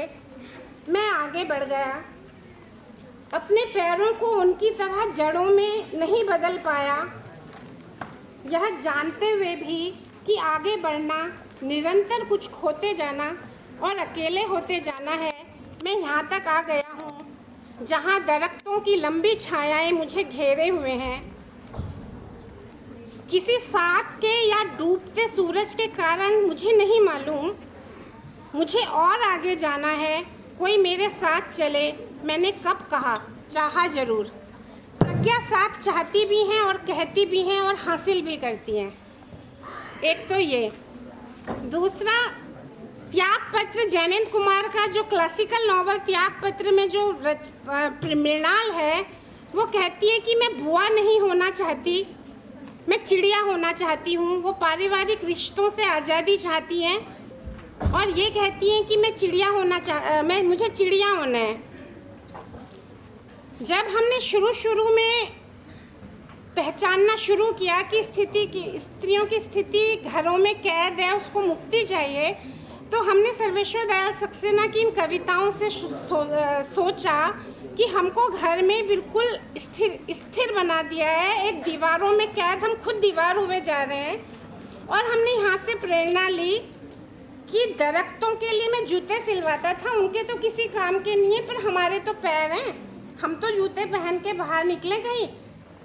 गति में ही जीवन है और इसी गति से परिवर्तन होता है। तो यहाँ से हमको गति का और उन दीवारों से बाहर जाने का महत्व समझ में आया।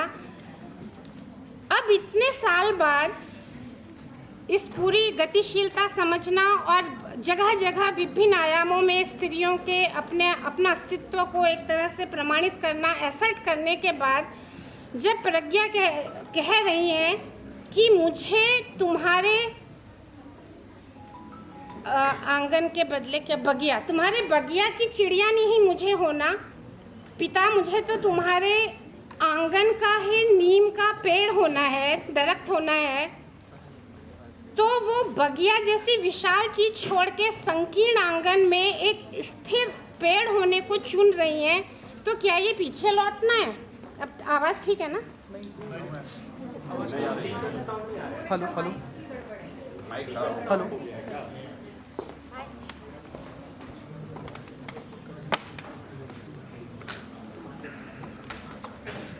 इसको जब तक ये देख रहे हैं तब तक मैं ऊंचा हेलो हेलो, ये मुझे चक्कर समझ नहीं आ रहा। ये तो आगे वाले भी कह रहे हैं आवाज़ नहीं आ रही। Hello hello hello hello hello hello भाई, चेक चेक चेक, हेलो। अब आवाज़ आ रही है क्या? देखिए लोग आपको सुनना चाहते हैं। आ रही है। हाँ, लेकिन चेंज कर दीजिए। जब यहाँ पे सर्वेश्वर में जरा सा आधा मिनट जितना रिपीट करूँगी खाली, अगर नहीं सबने नहीं पे गर्दन हिलाई थी। सर्वेश्वर दयाल सक्सेना कह रहे हैं कि दरख्त जूते नहीं पहन सकते, अब ठीक है ना, लेकिन हमें तो गति में ही अपने जीवन को परिभाषित करना है। हाँ, लेकिन अब ठीक हो रहा है ना? ये हो ना? हेलो, आ रही है आवाज़? बैटरी मंगा लीजिए क्योंकि अभी तो बुजुर्ग लोग बोलेंगे। गति में बाधा आई जूतों की और पैरों की और चलने की शक्ति की वजह से नहीं। तो बात ये थी कि त्याग पत्र की मृणाल कहती है मुझे बुआ नहीं होना, चिड़िया होना है। सर्वेश्वर दयाल की सक्सेना कहते हैं पेड़ जूते नहीं पहन सकते, हम तो जूते पहन के आगे बढ़ सकते हैं। और ये भी बात मैंने कही कि इसमें साथ चाहते हैं इस पूरी यात्रा में, और वो साथ की ही बात प्रज्ञा के यहाँ संवाद की बातें बार बार हैं, जो परिवारों में संवाद कम है, हमेशा बतियाने की बातें। बल्कि मैं अभी थोड़ा सा जूतों से बाहर आ गई हूँ, तो जो बाद में कहने वाली थी, मैं अभी यहाँ भारती जी बैठी हैं जिन्होंने इतना सुंदर कवर बनाया है, एकदम जैसे लड़की पूरे कांस के फूल में जिस ढंग से स्वागत कर रही है, लग रहा है कि कांस के फूल जिस सूरज का स्वागत करने के लिए बैठे हैं वो सूरज क्या होगा, उस बच्ची में भी दिखता है, इनकी पूरी कविताओं में दिखता है कि आखिर इनका लक्ष्य क्या पाना है। और मुझे ये लग रहा था भारती जी का कवर, प्रज्ञा जी की किताबें और उस पर मैं बोल रही हूँ, और तो लग रहा था कि जैसे हम बढ़िया बना रहे हैं।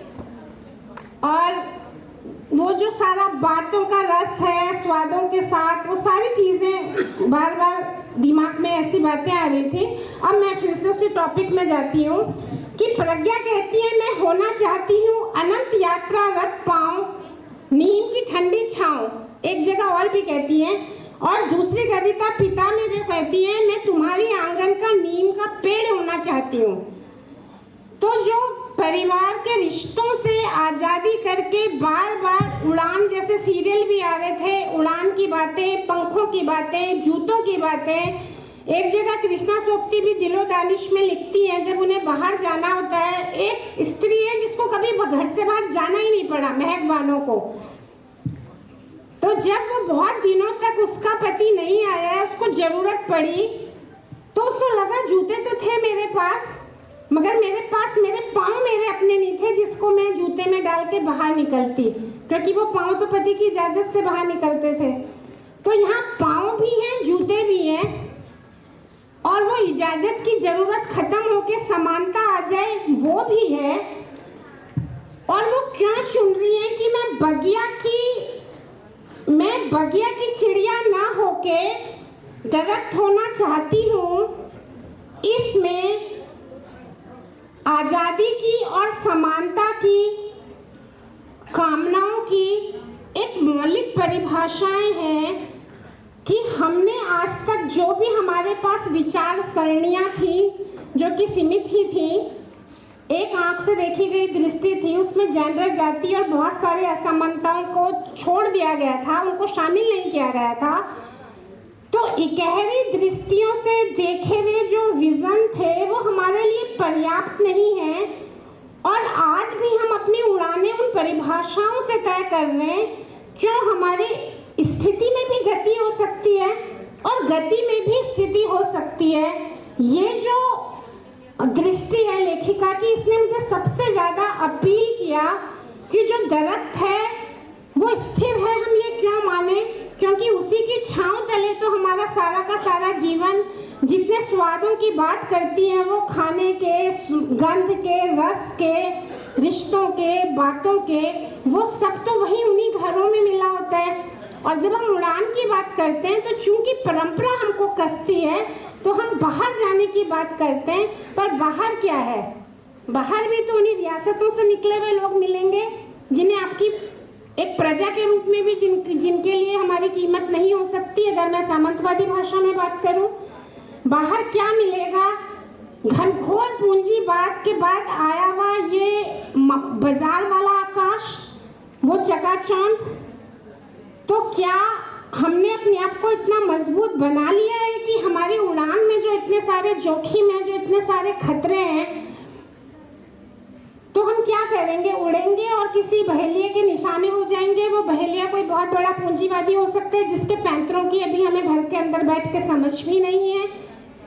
ऐसे समय में कोई नीम का दरख्त होना चुन सकता है, क्योंकि गति सिर्फ उन रास्तों में नहीं होगी जो हमें बने बनाए मिले हैं, और निर्णायक शक्तियां उसकी या तो पूंजीवाद है या जो लूटा पिटा सामंतवाद अभी बचा हुआ है, या तो वो है। वो रास्ते हमने नहीं बनाए, वो आसमान हमारा बनाया हुआ नहीं है जिसकी उड़ान पे हम इठला रहे हैं। लेकिन अगर हम ये कहते हैं कि हम दरख्त बनेंगे तो हम आकाश की तरफ मुंह किया हुआ एक पेड़ है, उसकी परिभाषा ये भी तो हो सकती है। इस कविता को पढ़ के मुझे लगता है कि रांची की धरती तैयार नहीं हो रही है घर की नई परिभाषा के लिए। तो दरख्त को देखने का एक ये तरीका भी तो हो सकता है कि जो जड़ें हैं, नीचे के नीचे हम गति करते चले जाएं और ऊपर आकाश की तरफ भी बढ़ रहे हैं, उधर भी मुंह है। तो जड़ों की तरफ गति करने का मतलब है कि हम अपने इतिहास को, हम अपने लोक को, हम अपनी स्मृति को, हम अपने मिथकों को, हम सारी चीज़ों को दोबारा खंगाल के देखेंगे। और ये गति है जो स्थिति से आती है। इस पूरे सभ्यता के बनने में परिवार एक ऐसी चीज है, मतलब अभी तक जो अधिकतम सौंदर्य परस्परता का है कितनी ही हिंसक संस्था हमने बना ली हो, पर फिलहाल अभी उससे अधिक सुरक्षा देने का, उससे अधिक परस्परता का कोई और तरीका अभी इजाद हुआ नहीं है। तो तब तक वो जो परिवार की इतनी ऊंची दीवारें हैं कि सारी लौ जो होती है जिंदगी की उसको धीमा कर देती है, क्यों ना हम उन दीवारों में ही रंध्र खोलें। सबसे ये चिंता है अभी कवि की कि हम उन दीवारों में रंध्र क्यों ना खोलें। इसके लिए वो अपनी बेटी से ककहरा सीखती हैं कि क से कल्पना, और ये सलीके की और त से तमीज की बात बहुत आ गई है, माँ से मजबूती की बात है उसमें, पर मैं आगे बढ़ती हूँ। ये जो ककहरा वो बेटी से सीख रही है, ये ककहरा उनका पूरी टोन है किताब की। एक और कविता है कि पहले पिता से ये मिला प्रेम, फिर माँ से प्रेम में ये सीखा, फिर बहनों से, फिर पति से, फिर बच्चों से। तो मुझे बिल्कुल ऐसे लगता है जैसे क से कल्पना वाले ही अंदाज में वो पूरे परिवार का ककहरा सिखाती चली गई है कि इस परिवार से हम मनुष्यता की अल्फाबेट वर्णमाला कैसे सीख सकते हैं। तो वो सलीका अगर सीखना हो कि परिवार और इन रिश्तों के बीच से हम ककहरा कैसे सीखें, वो इनकी कविताओं में बार बार आता है। आवाज के लिए थोड़ा सा माइक गड़बड़ है। ऐसे ही बोलिए, सुन रहे हैं। देखिए सेल मंगवा लीजिए, सेल्फ की ही समस्या। मुझे ना आप लोग ये बताइएगा कि आवाज आ रही है या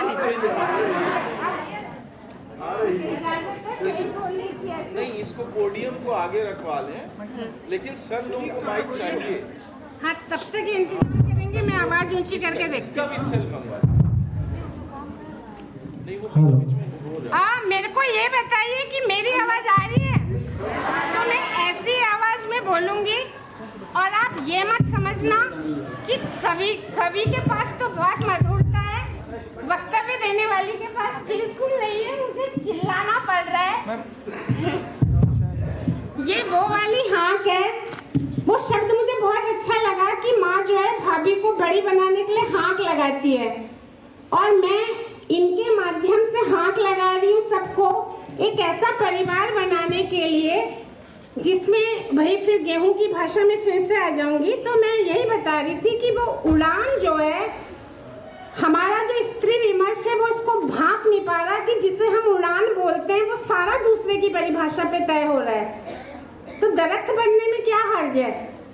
मान जिंदगी भर वहां नहीं रहना होता, लेकिन हम अपनी जड़ों में और गहरे जाके कुछ, और इस समय तो मेरे ख्याल से पुरुषों के पास भी अपनी जड़ों में गहरे जाके इतिहास खंगालने के अलावा काम ही क्या रह गया है, क्योंकि पंख तो इस समय सबके कटे हुए हैं, उनको भी दरख्त ही बनना पड़ रहा है इन दिनों। तो मैं ये कहना चाह रही हूँ कि उनके पास जो गति है, जहाँ सर्वेश्वर दास सक्सेना, कृष्णा सोपती और जैनेन्द्र के मृणाल के हवाले से मैंने जिस गति की बात की, वो गति और वो स्थिति जहाँ हम अपने मूल्यों में, अपने रिश्तों में, अपनी धुरी में टिके होते हैं, और अंदर दूर जड़ों की तरह गहरे गहरे गहरे जाके उस तल से जो हम नमी खींच के लाते हैं रिश्तों की और मिट्टी की, वो नमी भी वहाँ पर है, और वो अपनी स्वचेतनता में है, क्योंकि इन्होंने सीख लिया है, और ये बच्चों से सीखी जाती है क से कल्पना। अगर वो ठीक से सीख ली और उसमें अपना विजन मिला लिया, तो उड़ान की परिभाषा और गति और स्थिति की नई परिभाषा हम ले ही सकते हैं, है ना। तो एक दो बातें मुझे और कहनी है कि जहाँ पे वो बोलती हैं कि बड़ियों वाली बात बहुत बोली, तो मेरा है कि जब हाथों से श्रम करती है स्त्री, तो उसी हाथों से श्रम करने और आपस में जो इतनी सारी स्त्रियां मिलके संवाद करती हैं, जिस संवाद को परिवारों में बाधित किया जाता है, ठीक वहीं उसी मेधा से ये दिमाग में आ जाता है कि पृथ्वी गोल है। मतलब जब आप यूनिवर्स का जो भी काम हो रहा है, वो जिन हाथों से गढ़ा जा रहा है, उन हाथों को हम श्रम का महत्ता नहीं देते, तो उन औरतों की भी इस दुनिया को बनाने में एक पूरी भूमिका है, वो भी यहाँ दिखता है। और जो विज्ञान जो उसको बोल या चपटा बोलता है, बहुत सारी चीज़ें हमारे हाथों पे भी जो बुद्धि होती है कि श्रम करके हम जान लेते हैं, तो वो ये भी कहना चाहती हैं कि बहुत सारी चीज़ें एक जो श्रमजीवी औरत या बाकी मेहनत कश आदमी है वो अपनी उंगलियों से भी बहुत कुछ सीखता है। वो भी इसमें यहाँ पर आता है जब वो कहती हैं कि मुझे महुआ की जड़ें जो हैं वो कोलतार की सड़क बनाने के चक्कर में वो जड़ें भींच रही हैं। तो यहाँ हम देखें कि वो बार बार जड़ों की बात कर रही हैं।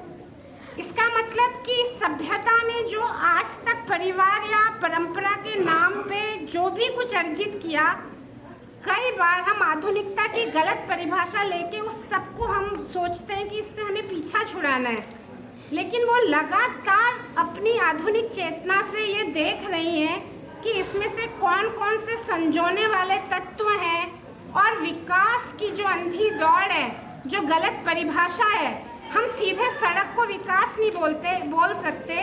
उसी कोलतार के कालेपन में हमारी महुआ की जड़ों को निगल लिया है, उनको दबा दिया है। और महुआ एक क्षेत्र विशेष के लिए क्या क्या महुआ का रोल नहीं है, ये तो आप मुझसे से बेहतर जानते हैं। यहाँ पे बताती भी मैं बहुत अजीब दिखूंगी, क्योंकि आप ही लोग की किताबों से मैंने पढ़ा है ये सब।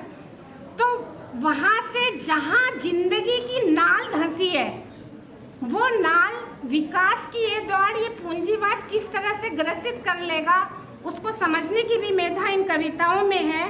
तो उनको वो महुआ बचाने हैं, उनको वो सारे स्वाद बचाने हैं जिनको वो याद कर रही है, उनको वो टंगरा बचाना है।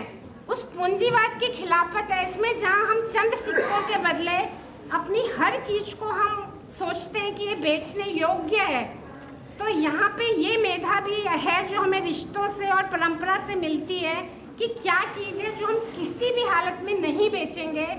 और वो टंगरा है क्या कि जहाँ से वो कहती है कि जहाँ से सबके खेत खलिहान दिखते हैं। तो जो बात कर रही है वो सबकी कर रही है, उनके उस मैं में वो सब शामिल है। एक चीज़ मुझे और यहाँ पे कहनी है कि इनकी कविताओं में शब्दों की बारंबारता बहुत ज़्यादा है। अगर जहाँ पे पारिवारिक, तभी तो हमने ककहरा शब्द इस्तेमाल किया कि परिवार से कौन सा ककहरा है जो सभ्यता को सीख लेना चाहिए। बेसिकली वो ये नहीं कह रही है, मैं फिर से रिपीट कर रही हूँ क्योंकि मेरी एक ही बात है जिसको मैं रिस्क नहीं लेना चाहूँगी कि सुनी नहीं गई। वो ये बिल्कुल नहीं कह रही है कि रिश्तों को ऐसा का ऐसा बचाया जाएगा। वो ये कह रही है कि परिवार में ककहरा गलत पड़ गए, हम अल्फ़ाबेट ठीक कर लो, थोड़े उल्टे पुल्टे पढ़ लिए हमने। तो ये जो बारंबारता है ये किससे आती है? अगर हमें कोई बात सिर्फ सैद्धांतिक कहनी है तो बारंबारता नहीं आएगी। अक्सर हमको जो भी प्रिविलेज क्लास है वो बहुत गहरे सिद्धांतों में बात करते हैं और लगभग शतरंज के वजीर की तरह 2 कदम आगे 2 कदम पीछे, क्योंकि बदलाव उनको सूट नहीं करेगा। लेकिन जिसके लिए बदलाव अपरिहार्य है उसकी भाषा में बारंबारता होती है। वो बार बार हैमरिंग करता है कि कहीं से भी सीख लो, लेकिन ये चीज़ हमें क्रियान्वयन में लानी है। उनका जो हॉराइजन है वो बहुत ब्रॉड है, लेकिन जो उनकी कविताओं में शैली है लगभग संत परंपरा की शैली है कि एक दिया लिया उससे 4 कदम दिख रहे, तो ये 4 कदम पहले चल लेते हैं ककहरा सीखते हुए। फिर जब क से ख में आएंगे तो फिर एक नया दिया जलेगा जो माँ बाप से सीखा, उसके बाद भाई बहन से, फिर पति वाला, फिर बच्चों वाला, फिर कस्बा, समाज, देश। भाई देश तो सारा परिवारों में ही रहता है। वो ककहरा ठीक हो गया तो सारी चीज़ें ठीक हो जाएंगी। तो यहाँ पे वो संत परंपरा की तरह जो 4 कदम दिखते हैं उन्हीं 4 कदम में चलती जाती हैं और बारंबार इस तरीके से उनकी चीज़ों में पुनरावृत्ति आती है।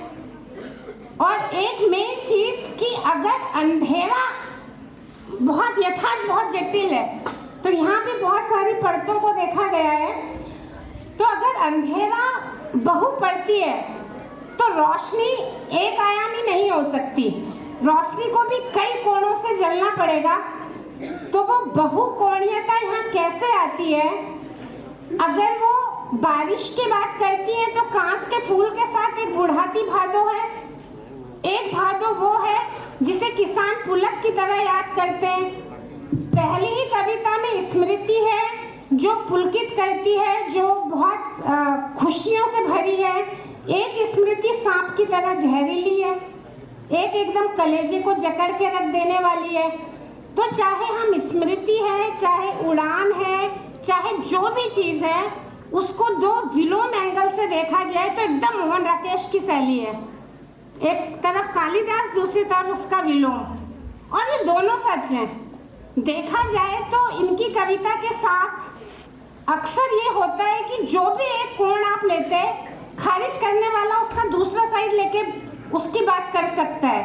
पर इन्होंने क्या किया है कि हर चीज को कई कोणों में देखा है, दोनों विलोम एक दूसरे के सामने रख दिए और उन दोनों को पैरेलल रखा तो लगा कि जो अर्थ की ध्वनियां हैं वो पूरे बीच की पूरी परास को अपने में शामिल कर ले रही है, और उससे लगता है कि वो सभी जटिल जो हमारा यथार्थ है उसको पूरी जटिलता से कई कोणों के साथ देखती हैं। और ये वही इंसान करता है जिसको बदलाव की सच्ची कामना हो, जिसको बदलाव की सख्त जरूरत है। एक लास्ट बात के साथ मैं बात खत्म करूंगी। मेरा जो माइक की कमी की वजह से वक्तव्य जरूर बिखर गया, वरना ये कविता मेरे दिल को इतना छुई थी कि मुझे बिना तैयारी के भी लग रहा था कि एक झंकार से ही मैं इसको बोल सकती हूँ। ये कविता लगभग उस तरह की है जिसमें ये कविताएं कागज में नहीं लिखी गई हैं, ये लिखी गई हैं आत्म संघर्ष में और अभ्यास में, हाथों से, श्रम से, और आपके गंध रस जो भी आपके अनुभव है उनमें। कविता तक आते आते ये एक ऐसा गोल सा कोमल सा पत्थर हो गया है, जो पत्थर पता नहीं कहाँ से चल के आया था, पूरे रास्ते में उसके सारे कोने अंतरे घिस गए, तो हम उसे मुट्ठी में ऐसे भींच सकते हैं। इस तरह से ये कविताएं झंकृत करती हैं। मैं उड़ान वाली बात को एक बार फिर रिपीट कर दूं कि बार बार वो पंछी होने से पहले दरख्त को होना चुनती हैं, तो वहां पे विमर्शों के नाम पे जो सारे लोग एकांगी विमर्श कर रहे हैं, वहां उनके सीखने के लिए बहुत कुछ है। क्योंकि स्त्री को अगर स्त्री के एंगल से देखना जरूरी है, दलित के एंगल से आदिवासी देखना जरूरी है। जो एकायामी होने के नाम पे उस नजर को ही बंद करना चाहते हैं, उनसे तो मेरी बिल्कुल सहमति नहीं है। मगर अगर उस पहचान के कारण हमें स्पेस मिलता है तो हमें ये सोच लेना चाहिए, जो खतरे इस कविता में उन्होंने पहचान लिए कवि ने, कि जो डेमोक्रेसी है उसी के नाम पे तो तानाशाही भी आती है।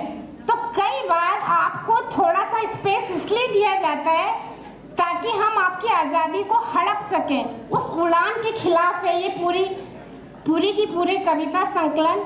और इसमें जिस कांस के फूल जिस सूरज के इंतजार के लिए खिल रहे हैं, उस सूरज को पाने के लिए हो सकता है आप लोग 2025 में मेरी इस बात से सहमत ना हो, पर हिंदी बेल्ट में इतनी अधिक पैट्रियार्की है और जो इस समय बहुत बढ़ गई है, तो मैं कहूँगी कि मुझे भी यही रणनीति ठीक लगती है कि पेड़ धरती के अंदर अपनी जड़ों में अंदर ही अंदर की तैयारी ज़्यादा चाहिए। बाहर तो उड़ानें बहुत जल्दी कुचली जाएंगी, क्योंकि अगर घरों के अंदर रियासतें हैं तो हम सबके अपने अपने राजा हैं, तो बाहर वाले राजा क्या करेगा?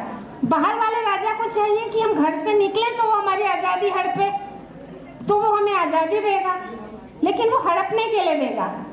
वो भी हमें पहचानना होगा कि कौन सी उड़ान हमें आज़ादी दे रही है, कौन सी हमें हमारी आज़ादी को रोक रही है। और इतनी कम उम्र में इतनी बारीक समझ के लिए मैं प्रज्ञा जी को बहुत बहुत बधाई देती हूँ। और एक बार फिर से आभार कि मेरे को इस आयोजन का हिस्सा बनने का मौका मिला, जहाँ पे इतने बड़े बड़े विद्वानों के बीच में मैं बैठी हूँ और उनको सुनने का मौका मिला है। आप सबने बहुत धैर्य से सुना, बार बार व्यवधान के बावजूद। धन्यवाद।